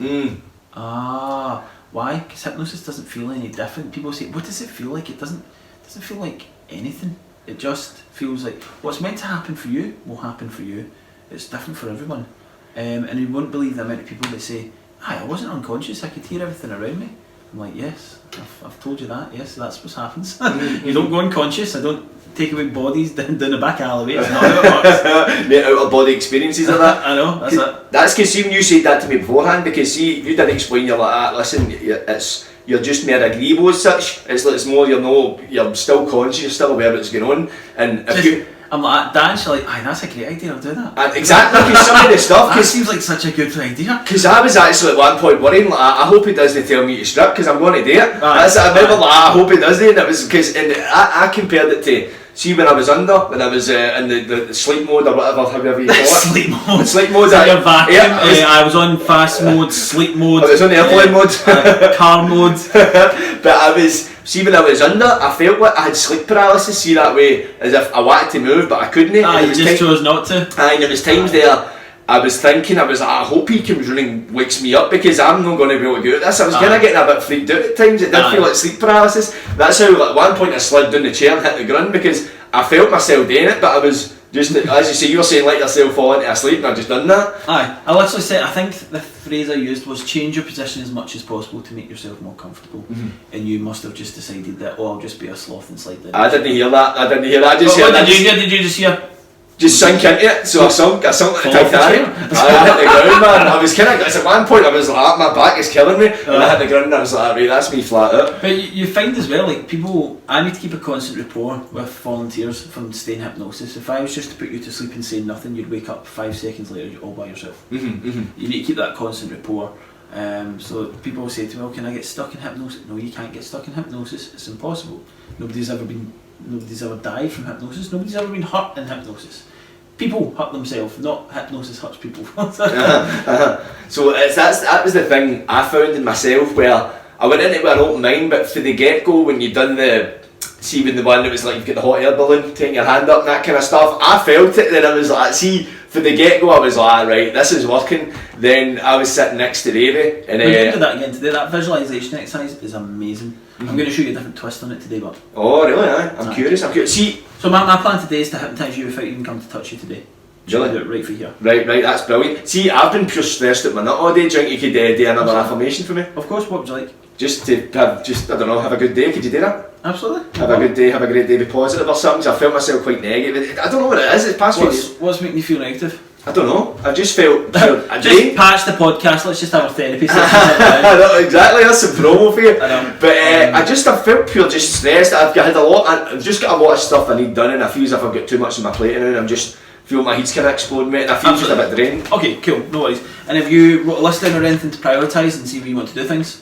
Or have you just let it all build up in your head and go, fuck? I do, I write a set of goals and affirmations every day, but sometimes I don't get, let's say, like yesterday, I went to the gym, I had a sore head, so I ended up getting a nap, and I didn't get as much done, then I feel, I've just got stuff I need to do, and I feel as if I've not got enough time to do it. So let me ask you a question. If you're looking at your affirmation board, I always set up a thing that's one thing that I must get done, one thing I must get done today, and then everything else is optional. Right. So what happens if you get the one thing that you need to do every single day, get that done, and then work your way through the board, and then can I ask you just a genuine personal question? What's the worst thing that's going to happen if you don't get those tasks completed? What happens then is the next day, the tasks you didn't get done today, they now become that priority task for the following day. So it's never getting forgot about and left, it's always getting done. But what is the worst thing that will happen if that gets delayed by 24 hours? Tell me. Nothing. The worst thing, there's no really any bad possibilities. I just, in my head, I make it worse than what it is. So you've created that false reality for yourself, because I'd understand that if it took 24 hours, somebody's going to die. I'd get the urgency for that, or somebody's going to get critical illness, or somebody's going to starve to death. But if you're telling me now that there's nothing bad going to happen if those tasks get done 24 hours later, apart from it maybe niggling at you a bit, is it that big a deal? No. And when you start to do things like that, there's a thing called mindfulness where you start to understand and say, do you know what, today I feel like shit, and that's okay. Today I'm just going to take to feel like shit, it's alright. Or today I'm not feeling as productive, or I'm feeling a little bit lazy. You'll be amazing at how much stress you can cause yourself by saying, I need to get this done, I need to get this done, I need to get this done. See, when you take that pressure off yourself and say, do you know what, today's not a good day, I'm going to take my foot off the gas, but tomorrow I'm going to make up for it. By taking those goals or affirmations that I didn't get done today and putting it on the #1 slot for tomorrow. That way you know it's not going to get forgot about, and even if you don't want to do it, you will be doing it tomorrow, because that is now on your guarantee. You've got your guarantee done today. Everything else can wait. Nobody's going to die. Take the pressure off yourself. You'll be amazed at what can happen. I like it, and you'll probably get much more organic results that way, because I feel as if it's like, for the last week, I took a week off last week, and I feel like my brain was a sponge. See, you've got a big wet sponge that's dripping with ideas. I felt as if I'd wrang that thing dry. Can I ask, when do you get your ideas? I had this conversation with somebody today. Aye. Do you get them during the day, or do you find it when you're lying in bed at night time? Oh, the majority of lying in bed at night. It's because I think your brain is in like it's a certain mode. If it's certain, I think it's between after 10 and 4 in the morning. Is that right? Or it's hypnosis. Hypnosis, is that it? It's see, I get it because I work night shift. See, into like 3 o'clock in the morning, that's when I get my spontaneous ideas, and it's at that time. Because a lot of times, I've been in jail a few times in my life, and at one point, I was sharing a cell with a guy, and I was up in the top bunk. So I would get ideas at night, but see, getting up and down to write them, it was a pain in the arse and plus as well. So I ended up just getting a notepad and a pen, sticking it under my pillow, and that was where I would get a lot of my ideas at night. So there's a definite connection. Interesting, because it comes back to those brainwave patterns. Hypnosis being that brainwave pattern number 4, and what happens is when you're in brainwave pattern number 2, which is not the fight or flight system, the one down from it all day long, you spend running about, blah blah blah blah blah. Your brain doesn't have time to process things, so it's not until everything switches off at night time that your brain can then go into this stage just before you go to sleep, and this is where you are at your highest level of intelligence. This is why people who get hypnotised have such good imaginations, because I'm taking you from that bedtime highest IQ state and putting it into the here and the now, making it happen wherever you want it to happen, kind of thing. But everybody will experience this, whether you dream dreaming's hypnosis because you're visualising all the rest of it. You'll find if you were to put your brainwave patterns on a machine, they're not just down here all the time, up, down, lots of different fluctuate. Fluctuate, and you'll find yourself sometimes having a deeper sleep than other times. Again, have you ever been talking to somebody in bed at night and they ask you questions and you can kind of remember it, and the next one you kind of like, I don't really remember what you were asking me, and they're like, well, we spoke about this in detail and you've gave answers, but you're in that kind of daydreamy stage. At your highest intelligence, again, it's all hypnosis. Right, I see. So, see, we talk about like at that time, just before you're about to fall asleep, that's because your brain's resting. It's not thinking about the dinner. It's not thinking about the kids going to school. It's not thinking about your work for tomorrow. It's not thinking about, it's just the final time you get to switch off, and all you can think about is ideas and creativity and what. That's why you sometimes sit in bed for hours upon hours thinking about, right, structure this and this. Whereas you wouldn't do that in your normal waking day. You go, oh, I need to do that. Right, I need to do that. But you don't actually sit and go, right, if I just sat in bed and go, right, 9 till 9:30 doing this, 10 to, and you've caught yourself up in the day, and then you wake up in the morning and you don't actually do it. Aye. Because your brain's now out of that motivational state. Aye. It's like people would say, I'm going to get my shit together tomorrow, like today I'm getting up and getting at it and that, then they go the next day like, I don't know. But see, we talk about that time just before you fall asleep, around about that time when you're in bedtime, you've got... It's the closest state I could describe to hypnosis. So see, that time you're probably at your most heightened creativity. Do you think there's a way to access that during the day? Yeah, me. Right, you. So do you think there's any other medium would I be able to do it myself? Would I need to get... Yeah, so that's what I was talking about earlier on the corporate. I'm giving people the self-help toolkit to be able to create the state of hypnosis that I do with you when I'm here, when I'm not even here. Right, I see. That's what I'm helping on people unlock. And so, there you go, there goes the sellability for that. There you go, man, there's a promo. There you go. You sold it well, man. You're a pro at this stuff. Sometimes when I meditate, I feel as if I can get into, let's say for toxic, if I'm got a bit of writer's block, and if I'm trying to think of an idea and nothing's come to, I'll go away and meditate for 10 minutes, and more often than not, I'll get what I'm looking for. So I think, is that... Meditation and hypnosis are very, very similar, if not the same thing. Really, aye? Aye. Because I meditate every day, and that explains why you're such a good hypnotic subject then. That'll be why, because I made sure, see, before I went to the show the other day, I made sure, because I was in a bit of a rush, and I was like, I'm meditating before I go to this, I made a point of meditating. Yeah, and the fact that you, again, eliminate distractions, focus and concentrate because you set time aside for your meditation, that's all hypnosis in itself, and you're also used to breathing and relaxing your breathing and bring yourself into that calm state. So no wonder you go under like a light. Aye, that's it, you had me. Hypnotist dream. Poster boy for hypnosis. Poster boy, I've got to start saying that, that's another title I can add to myself. Poster boy for hypnotic subjects. Because see, when you started it, you were saying like breathe in, breathe out, I was like, this is just meditating, so I just found myself I could settle into the groove so easily. Aye, and it's the same, the more you practice it as well, the better you are. Aye. So it's really interesting. I couldn't be greatly hypnotised for show at the start. I could give myself suggestions and they would stick, and I could do it on a meditation kind of level. I can now go be on stage shows and get hypnotised just like any of you guys. I didn't used to be able to do it. Really? It's just the letting go. I think because I was always thinking about what was coming next, I knew what they were going to say, and I could never let go. But last year when I was at that conference, another hypnotist was doing a show, and my goodness, I was playing the piano and all sorts. I was having a rare time. Can you play the piano? I can play the piano, but I just mean as in I was like... Right, so do you think it was like, see, like, in terms of that, say... I was also licking an ice cream off my elbow, so no, I can't do that. I was doing it with See, the fact you can lick your elbow, fucking that's actually... I can guarantee I was nowhere near my elbow. See, do you think you could hypnotise, like say for toxic, I'm not really great at playing the piano or the keyboard as such, could you hypnotise me so I could, in that moment of hypnosis, actually do something I was unable to do, or no, I didn't have the correct skills to do? I thought about this, and my first instinct answer is no, right? I had somebody message me the other day that says, I'm learning a new language, can you help me speak it, or retain it, or something like that? And I said no, and then I kind of got annoyed with myself because I thought, all it is learning a new learnt behaviour. So I could give you, what I could do is give you, I can't teach you how to play piano, right? Because pretend I don't play piano, right? So if I didn't play piano, I couldn't teach you how to play piano, but what I could install in you is the motivation to keep going and practicing and learn more about it, to never give up. So eventually you would get there quicker. Right. So what I should have done, and I might go message that person after this because I feel bad now, is that I can't help you learn a new language, but I can help you believe in yourself that you will retain the information that you're learning. I see. So putting the belief factor in, I think, I need to try it. But it is a lot is the belief factor. A lot of it is. Think of your exams. Exams now are just a memory test. Mm-hmm. And if anybody does anything long enough, you're going to memorise it. So if you believe that you're going to memorise it, a lot of the times that will make the difference. So yeah, I'm going to say yes in some roundabout way. Totally, because see, like, because I played the guitar myself, and that's how I learned was it was sitting down an hour a day and just keep showing up, even though at the start, if you know yourself playing an instrument, it's just about showing up. Even learning to dip your fingers in vinegar and harden the skin, it's horrible. Oh, I never done that. No. Oh, do you not? No. Your fingers just bleed. I just like the pain, man. I got massages that way, you know what I mean? We're big wetties up the north. So I never got to answer your question about your show, what I enjoyed about it the most. I enjoyed in myself how I was so...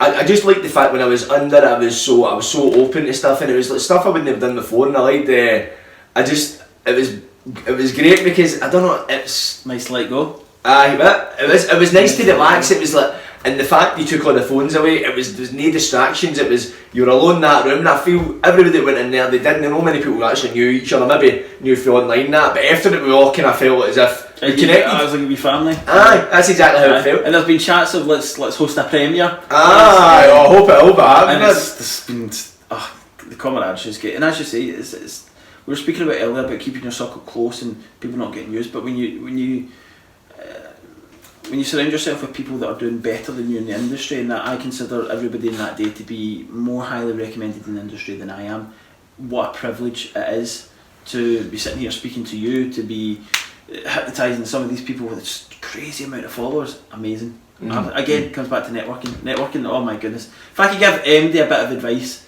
golden nugget from this podcast, it would be, if you're trying to achieve anything, whether it be a business, a goal, anything, network. Surround yourself with people that are doing better than you. Know what you know, it's who you know, innit? Absolutely. Your network is your net worth. Hey, I like it, man. I like all it. the buzzwords. All the fucking buzzwords. I'm loving this podcast. All the buzzwords, man. Plenty of clips.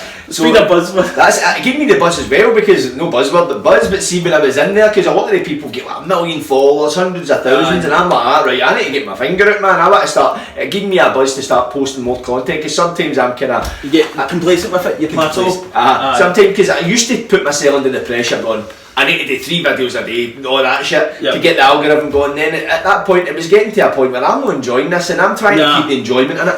I'm trying to, because I feel as if it comes across, see, if I'm just forcing myself to do something, that's going to be reflective in my content, whereas if I'm doing it when I enjoy it, when I get an idea that I like and I put it out, that's when it's get a more organic idea. Aye, and it was the same when I first started creating content as well. It was like, I'd have content when I'd do something for a wee while, and then I'd just run out of content and have nothing, so I just circulate the old shit for the sake of doing it, and now I'm just like, see if I've got content, I'll put it out, and see if I've not. Again, I mean, every businessman and entrepreneur and everything else will tell you that you must do this to fit your algorithms. Now, I do stick to some stuff like that, as in I will post certain length videos and stuff in a certain style and that, but I only worry about that when I'm posting it, when I've got it. I'll happily not post for a week or 2 weeks and be like, do you know what, I've not got anything, that's fine. Aye. Rather than just post shit. And people will say to you, post what you want to post, but I'm posting this stuff because I enjoy it and I want to see it, and if it does well, it does well, if it doesn't, it doesn't. Fine. I think the best thing for me is network, collaborating. Absolutely collaborating, you know. Yeah, that's my biggest success. Aye, definitely, man, because that gives you ideas as well. See if you've got the 2 heads bouncing off each other, because with the likes of your content, like being a hypnotist, I mean, there's no end of content what you could do with people. No, there's not, and there's so many things going about. There's some stuff just now with the BBC coming up with concepts and stuff, and I just with yourself? Aye, for myself. Really? Nice. I just thought, this would be amazing. It's so hard to. I've always, for the past 5 years when I started this, I've always had this gut feeling that if people just hear my message and hear what I'm doing, it will be amazing. But how the hell do I get in front of those people? And some of it's been luck, going viral. Some of it's been putting myself in a position. How would you ever be there if you did put yourself in a position? And it's still very much a difficult run. I won't be happy with myself until I've reached my goals. So although I look credible and great to everybody else, I'm still chasing it, still working hard. Nah, that's it, chasing that thing, and that's, I truly believe that the harder you work, the luckier you get. Aye, absolutely. And it's again, surrounding yourself with those people. Aye, know? that's it. Yeah, it's hard. It's difficult, but if you love what you do, you'll never work a day in your life, right? You're right. Buzzwords! Hey, Buzzwords! motivational, man, I'm liking it. Can't even see the edit, it'll just be me going, buzzwords! See, can I ask one question? See, Yeah. since you started like your journey into hypnotism, what is the biggest challenge you faced?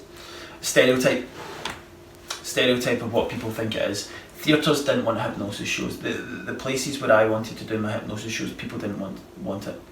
Mind control, people getting injured so they get sued. Right. Total stereotype of what a hypnotist is. I see. That's my job. Corporate, people don't want hypnotised. Anytime you talk about hypnosis, people's bums pucker, you know? Well, it's not until, I remember I really wanted to get a corporate agent, right? Really wanted a corporate agent. And I managed to, through a friend through radio, speak to this corporate agent, put together all my press pack and everything else and sent it out to them. And I got a nice polite reply saying, Fraser, love what you do, blah blah blah blah blah, don't think this is appropriate for corporate. And I was like, well, let me tell you something, Mr. Corporate Man, you're going to listen to my email. And I started naming these things about thinking like the customer and all the rest of it. Started sending them over some links and statistics from American hypnotists who are multi-millionaires doing all these corporate conferences, and I said, how amazing would it be if this happened in the UK? What happens if this could be portrayed? And actually this visualisation and goal setting and mentalism can all be tied right back to people's own personal life and business for benefits. Or when you explain it like that, let's have a chat. And once we're having a chat, we're having a chat. So it's breaking down that stereotype. So it's very frustrating because a lot of people would write you off before you even got there and not give you the time of day either. But then that's the same with any, I'm sure, actor, singer, dancer. It's the having the whole, don't give it, it's your want to succeed and belief in yourself must be stronger than the negativity that you'll face.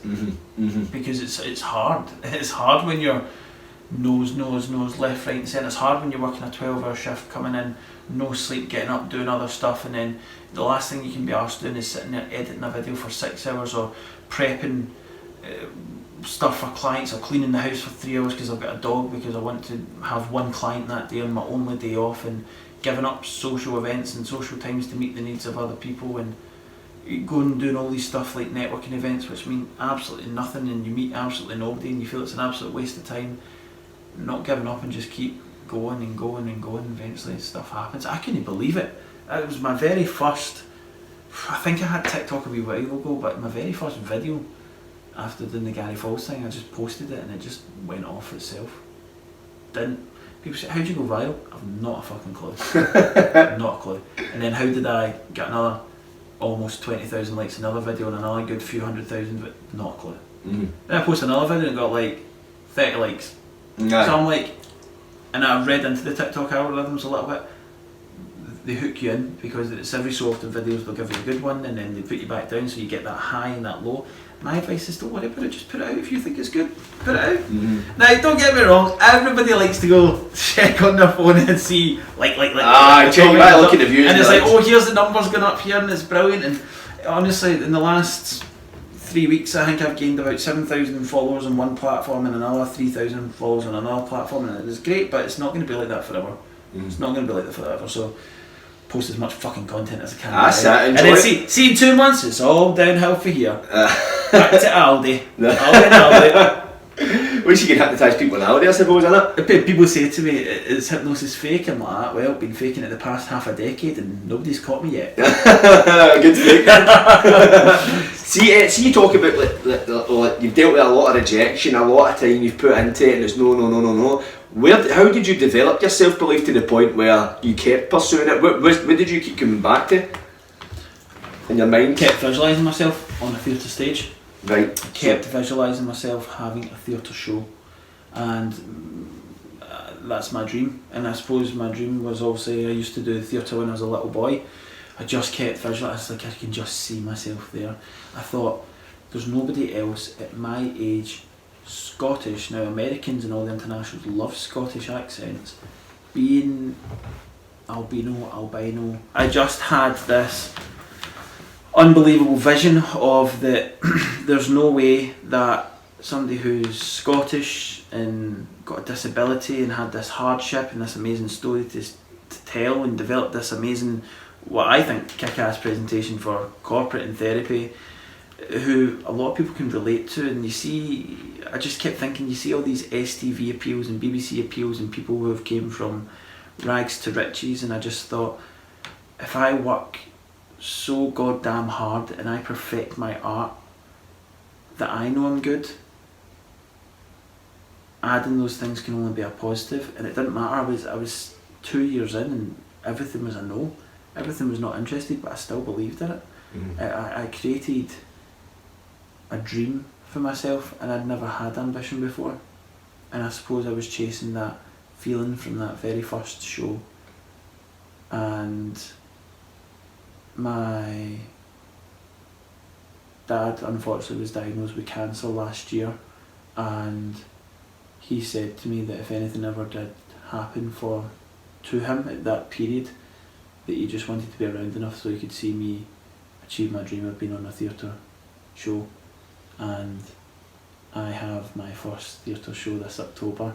I've been booked for another theatre show next year. My dad's made a full recovery and I'm heading to the Fringe, so I can't effing wait. And my dad's not one for being on camera, he wouldn't want to talk about it, and he'd probably be really annoyed that I've shared that, but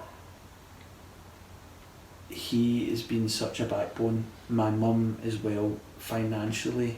People think you can start a business on £10. Thousands and thousands of pounds to get started on a business, whether it be website rights or anything, and it's just anything I've ever asked, it's never been a no. And I'm very fortunate to have the parents that have worked hard to be, because not a lot of people have been in that position. But money doesn't grow on trees, and there's only so much they could give me. You gotta want it so badly. I was willing to sell my house and move back home with a girlfriend and a dog at the time and everything to invest money into my business. And you a lot of success stories you will hear that everybody dices with very close to the edge. And my dad said to me a few times that if this doesn't work, what are you going to do? I said, it will work. And I wouldn't even say it's working now, but it's getting a hell of a lot closer than what it was when it wasn't. You know? But you just, honestly, I just visioned myself, hypnotised myself to have that goal, and I can't wait to achieve that goal. I want to do theatre tours, I want to do casinos, I want to do cruises, and I want to build a life where I can pick and choose when I work to suit for when I can be an active, present father when it comes to being a dad. Which I'm not, but when it comes to be. And I won't give up until that's done.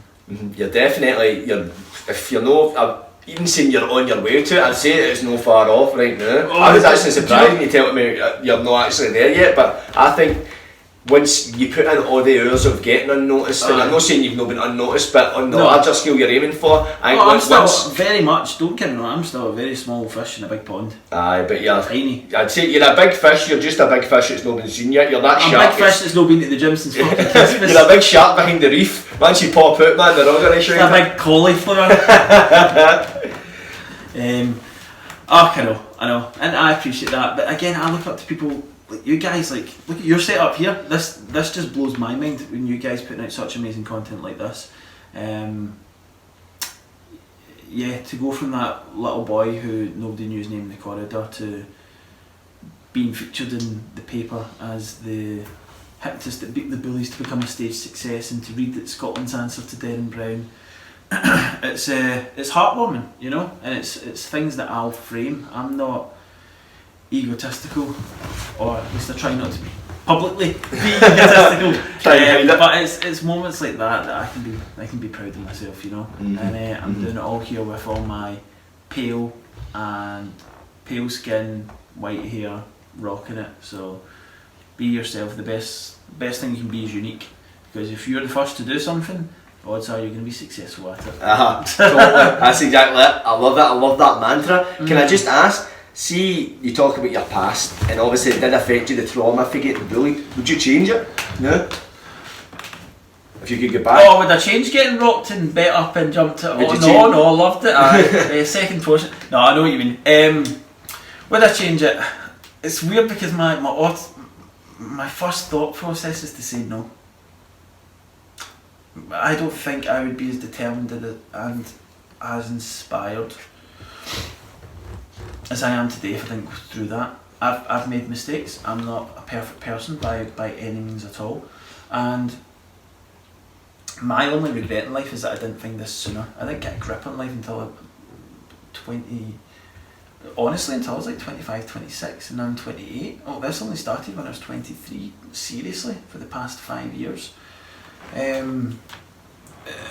Which in one hand's amazing, look what you can achieve in 5 years. And the other hand is, fucking hell, where would I be if I started when I was 16? I'm sure, I think that myself. See, anybody that creates any kind of, or pursuing any kind of goal or ambition that we're doing, we all say the exact same thing. We've got that one regret, we never done it sooner. But I feel if you done it sooner, you might not have developed the skills you needed, that self-belief. Would you maybe have given it up sooner because you never developed that well? So I think everything happens when it's meant to happen. You go through these trials and tribulations of life, where you go through like your early 20s and that, you're still trying to navigate who you are as a person. At first you're trying to accept yourself for who you are, then that's when it leads you on it. I feel as if it's a path. I feel 20s were hard. See, when I hit 25, I was having like pure midlife crisis, like fuck, what am I doing with my life? Kind of thing. And now that I'm 28, people would say 28 is not old.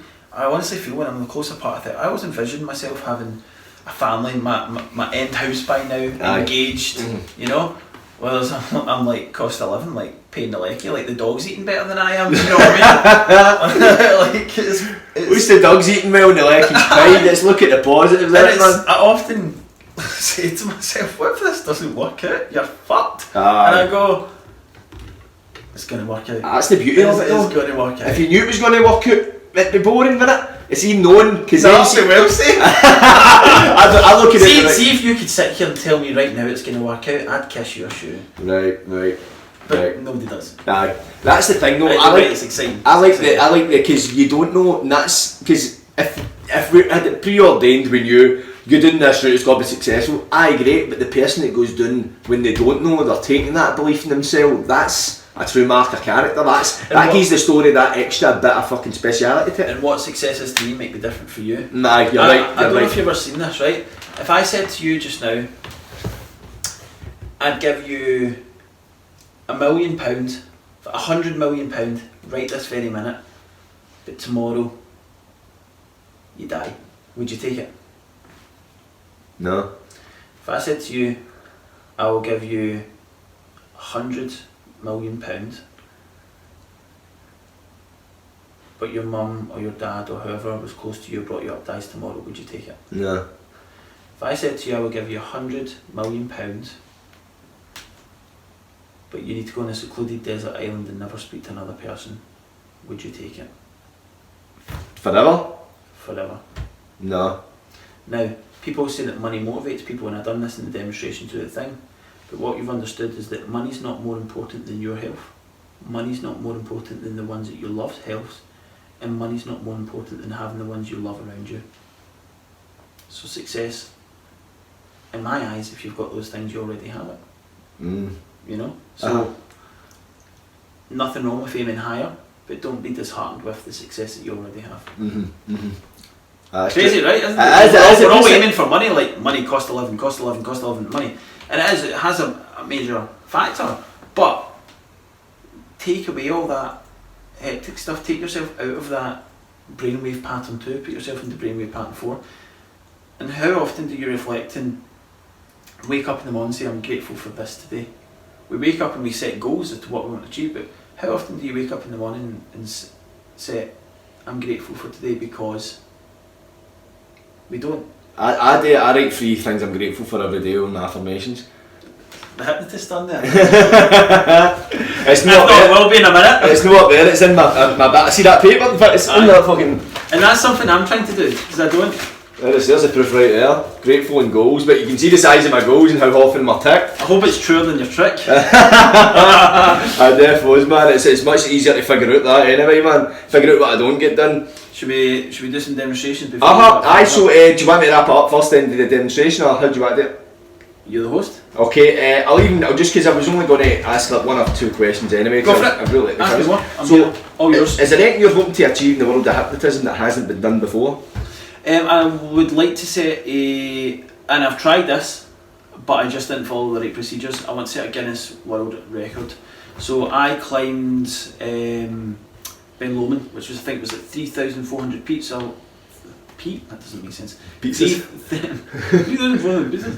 You think that with this chin, by the way? You've been hungry, haven't you? It's a hungry hypnotist. You know what my family used to call me when I put on weight? Hypno tits. Shut up! You should be your family that never caught on to your stage name, man. I could definitely be an X-rated show. Hypno tits. There's hypno tits. There's hypno There's the tits. hypno tits. Sound like a fucking CD Power Ranger. Yeah, you can't pick your family, right? So, I'd like to set a Guinness World Record. So, Ben Lomon's 3,400 feet. I wanted to set the world record for hypnotising somebody at the highest height. Right.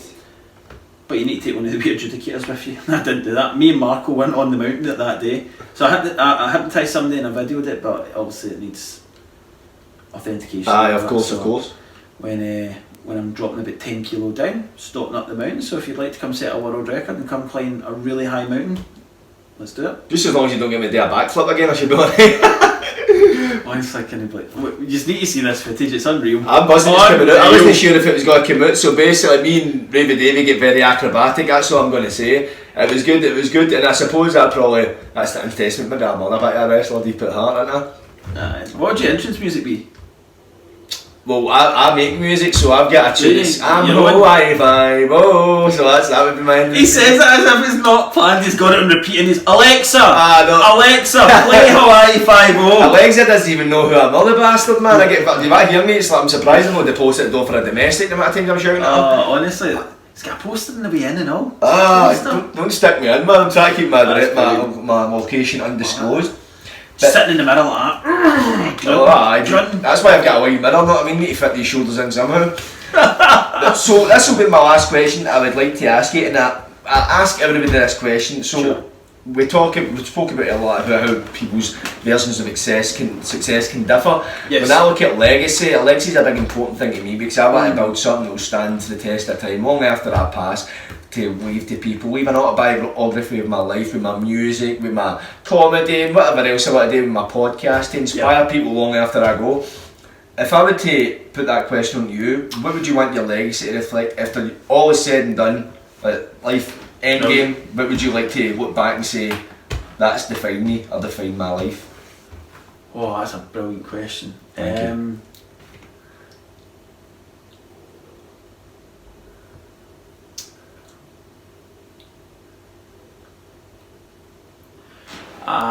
That's a really good question.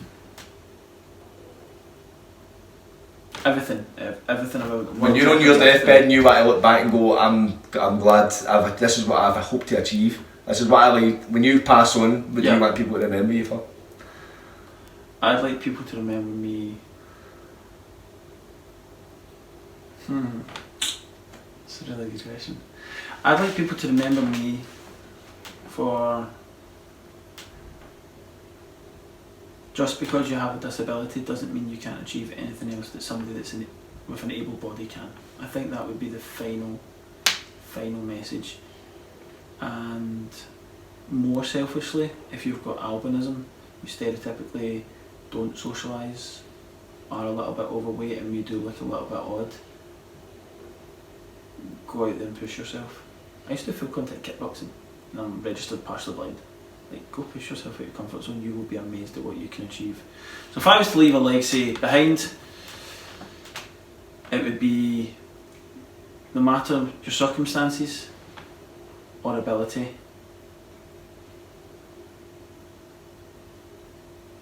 push yourself. That would be it. Push yourself. I like it. Yeah. Beautiful, man, and I like it, the fact that it's totally selfless. You're using your own experiences in order to leave behind so people can take inspiration, and it's probably been in a position to yourself before, because I've had people on the podcast who have who've had disabilities, and that's what they always feel as if like they want to inspire other people with disabilities as such to try and achieve, to push themselves, to never be restricted by what society might try and restrict them by. So it's a really beautiful thing, man. Yeah, and I suppose it's always breaking that barrier of disabilities and inabilities. You know, it's, I suppose in your heart of hearts you'd want the word disability not to exist. Of course. It'll always be there, you know, and I'm not one of these people that are under the false illusion of it can't be there. Obviously if you've got somebody very able-bodied and somebody that's not, there's clearly a difference there, you know. It's not, let's not shy away from the fact, but it's, let's bring that person that's not as well enabled to believe that they can be. Of course. Do you mind if I just ask you, see you're partially blind, like how does it affect you? So I'm registered partially sighted, so your vision or normal vision would be 20/20 or 20/30. Mine is 60/80. Right. So that means basically if you think about being short-sighted, really, really short-sighted. So for example, right now I can see your face. I know you've got glasses on because I've seen a wee flicker of it, but I can't see actually you've got glasses on right now. I can't see your mouth, I can see a shadow. I can't see your eye colour and I can't see the difference of your eyebrows. Really? But I can see all that stuff as well. Nice. Which is interesting because when I'm on stage and I'm looking for the microfilament movements, I'm very much picking up on my other heightened abilities as in voice, tone, and this is why I connect so well with people, because I'm at a major disadvantage with the sight. Right. But it becomes normal to me. It becomes normal. I suppose because you've been accustomed to it, you don't know any different. Don't know any different. But don't get me wrong, if you were like here, I could tell you your nose, your eye colour, everything. So that's why I say it's short-sighted, because the further away you are, the less I see. I can't ever drive because I can't read the registration plate 25 metres away. But I could see a white car 300 yards away, but it'd be like a white fuzzy thing. It'd just be a white blob as such. So, it's just... I could actually register for a guide dog, but I'm very much independent, you know, so... yeah, just get by. And you do it like you've got did I say you're a successful businessman? You've studied. I wouldn't quite say successful. You're successful. You were successful the other day. That's successful in my eyes is success. Well, absolutely. That's my version of success. So I've got my version of success. Just wish the fucking bank would notice the success. I thought just don't want the tax man noticing it. Bastard steal all your money. I know. If the tax man's working, I pay my taxes, and I made £200 last month. Yeah. There you go, tax man. Take a chunk of that, you prick. But it's been an absolute pleasure having you on the podcast. I've had about over 50 odd guests in my podcast, and they've been great guests. You are by far the most interesting. Before you even sat down, just and the fact you've studied it, you've put more than 1,000 hours into your skill. You can be called a master of your craft. Thank you very much. And plus as well the fact you used it selflessly, in case that was misconstrued there. Like you do hypnotherapy, as you say, you work at corporate events. Your goal is obviously you want to get paid for what you do, obviously, so you can make a living. But I keep doing. You want to help people. That is your first and foremost goal. Absolutely. But the reason I love the stage so much is that you can take people out of their horrible, if they're going through a bad time, horrible day-to-day license for 1 hour, completely transform them to another virtual reality. And even if I'm taking people out of their shitty lives for just 1 hour in a stage performance, that's 1 hour of happiness that they might have not had that day. And the same in the therapy room or the corporate room. You're helping people become the best version of themselves, so whether it's helping them in a therapy level or entertaining them to take all their troubles and worries away for 1 hour, either way it's helping people, and that's what I love. It's magical, it's beautiful, man, and I really appreciate the fact you've taken time to come down to my podcast. And I appreciate being invited. I'm so privileged to be invited. The pleasure's all mine. You're the most interesting guy that's been in this house, and this is a very interesting house. I'm sure there's been a lot of people in this house. Definitely.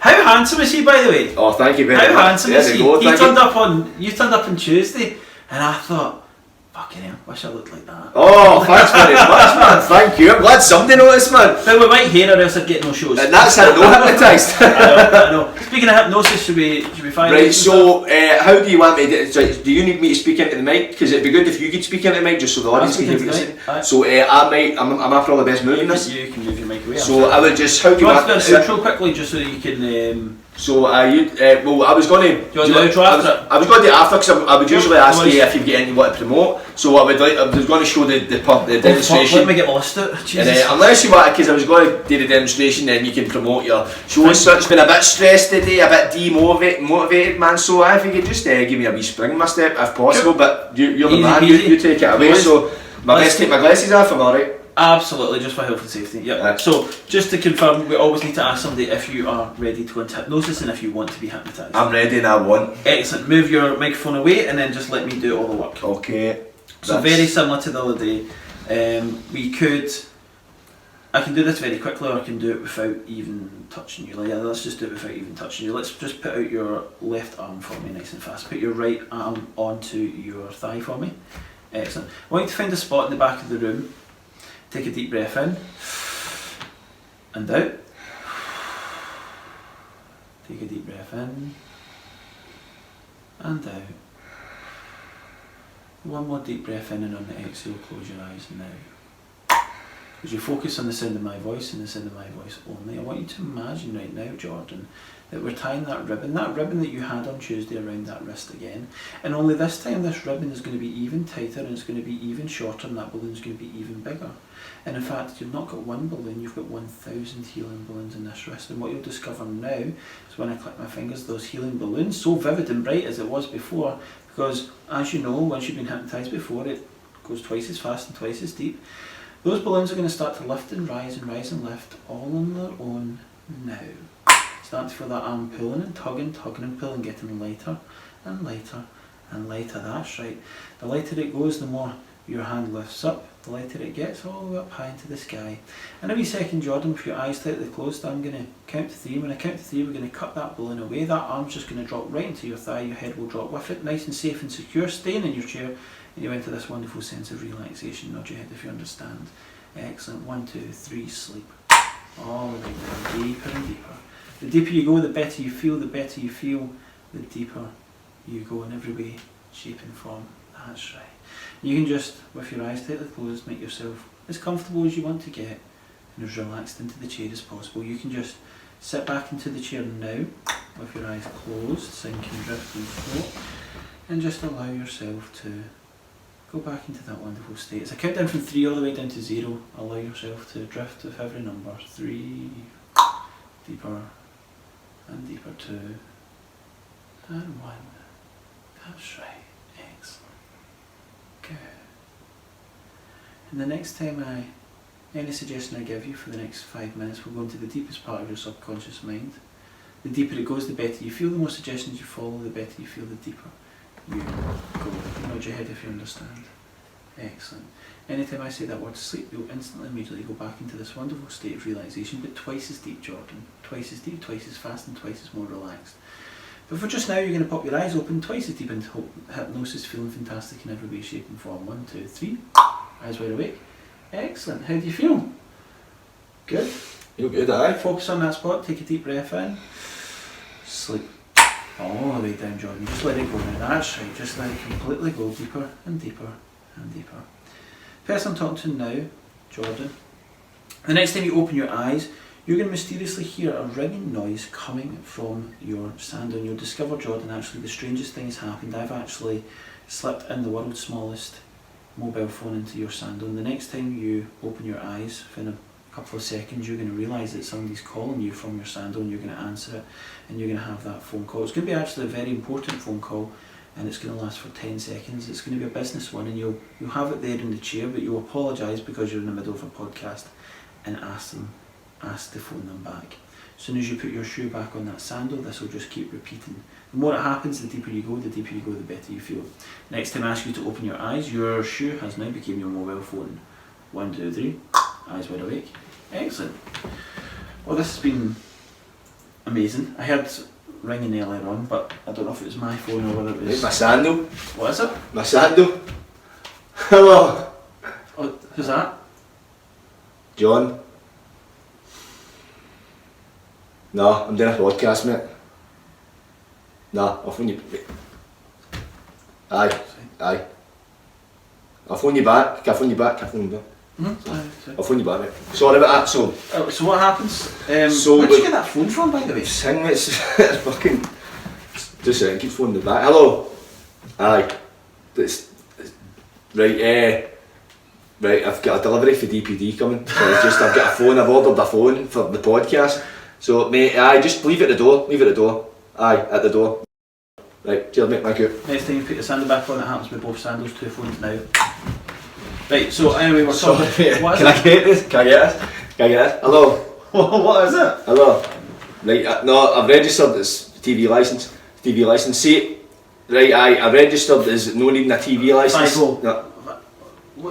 What's this? I'm on the phone, sorry mate. You're on the phone. Take a break, take a wee phone break. Sorry, I'm actually kind of busy at the minute. Can you phone us back? Send a letter. An email, send me an email. Sorted. Thank you. Cheers, bye bye. Right, so what we talk about there? Right, so as we were saying with the podcast and everything. Sorry. I'm sorry about this. I'm sorry, my phone didn't go. Sorry.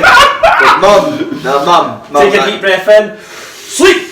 All the way down, deeper and deeper. The deeper you go, the better you feel. The better you feel, the deeper you go. Now, Jordan, that suggestion is completely and utterly removed now. That no longer is sticking with you. And I want you to focus very strongly and listen to me just now. Any hypnotic suggestions up to this point are completely and utterly removed. And in a wee moment, I'm going to count from 0 all the way to 5. When I count to 5, you'll be back to your normal waking state, but you won't remember the hypnosis until I shake your hand. However, the next time I ask you to open your eyes, you're going to have this overwhelming new sense of belief, this new found belief system in yourself, understanding that from now and for the rest of the week going ahead, you're going to achieve everything you want to achieve. You're going to feel planned, structured and organised. You're not going to feel overwhelmed, and you're going to feel really motivated and really confident in yourself in the best possible way. You're going to feel relaxed in that you can take everything at your own pace, and for the strangest reason, you're just going to feel the best version of yourself for the rest of today and for the rest of this week, and you're going to feel refreshed and have the best night's sleep. Nod your head if you understand. Everything else will be completely cleared. 0, familiarising yourself in the room. 1, not remembering the hypnosis until I shake your hand. 2, that positive suggestion of feeling the best version of yourself, the best night's sleep and ready to attack the rest of the week is now stuck. 3, all other hypnotic suggestions are completely and utterly removed. 4, familiarising yourself in the room. And 5, eyes open, wide awake, back in the room. How are you feeling? Dynamite, man. Excellent. Why's your sandals off? But no, I must have kicked them off. What, when you fell? Maybe. Do you want to know why they were really off? Shake my hand. You remember now? I was answering my sandals, aye. Fucking hell. That's fucking mental. That's mental. Strange, right? It's strange. So I was answering my sandals, aye. I realised I put that in there, aye. So I was hypnotised there. That was amazing. I felt. Aye, that was really good. How was answering your sandal? Aye. How was phoning? They kept phoning. Everybody, man, fucking pain in the arse. I was fucking, I'm genuinely waiting on DPD, I know, man. It's aye, oh for fuck's sake. Absolutely brilliant. How you feeling? You asked me to speak to you a little bit about motivation, how you're feeling in yourself and stuff like that. Obviously, we worked for a very brief moment in time, but how are you feeling just now? I do feel good. I feel really good, and I'm one of the ones here. I've come out it, and I just feel like I feel relaxed to a degree where I'm not constantly thinking, right, after this podcast I need to get A, B, C and D done before I can sit in my arse. I'm like that. Take it at my own pace, man. Awesome, man. Love that. You're an absolute pleasure, mate. You're a healer, you're a... Thank you. I was going to say a modern day magician, but I know you hate that phrase. I thought you were going to say guru there. A guru. Do you like guru? I'll take it over magician. I take guru. Take it over magician any day. You're a guru and govern, but it's been an absolute pleasure to have you, man. And it's when I first met you for the first time, even when we first spoke, I was like, I knew he's a nice, genuine guy. Then I met you, I heard your story, and even just talking to you, you can tell, man, it's like you're just there. Your heart's in the right place, and you're using. Your skills, you've put so much time and effort into learning and owning your craft, and you're trying to do it to make the world a better place, man, and that's nothing short of honourable, man. So it's an absolute pleasure to share my spare room with you. Absolutely. Well, listen, it's been amazing being here. What a fantastic host, so prepared, so professional, and you just get those vibes off people, you know, when somebody's a good person. And 5-0, or I know you as Jordan, but Jordan, you're an awesome guy, so thank you so much. It's been my pleasure to come and spend the afternoon with you anytime. The pleasure's all mine, my All friend. right, my friend. So, before we go, have you got anything you want to promote, where people can find you or get in touch, just so you point that to your face just so that I can pick you up? Oh, absolutely. So, social medias, you want to find me on Instagram, Fraser_Penman_hypnotist. Facebook, it is the world's most unique hypnotist. And on TikTok, most unique hypnotist. And the last thing I'm going to push is the YouTube channel, again, world's most unique hypnotist. You can buy tickets for my tour of the Fringe this year in Edinburgh, August 15th to August 27th at La Bella Angeli. Showtime is 6 p.m.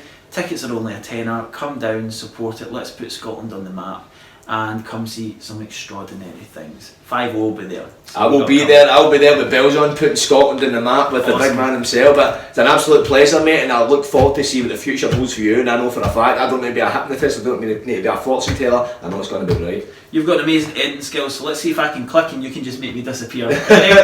Well, wait, I need to get my catches for you. Go, like, subscribe and don't get wide. Catches!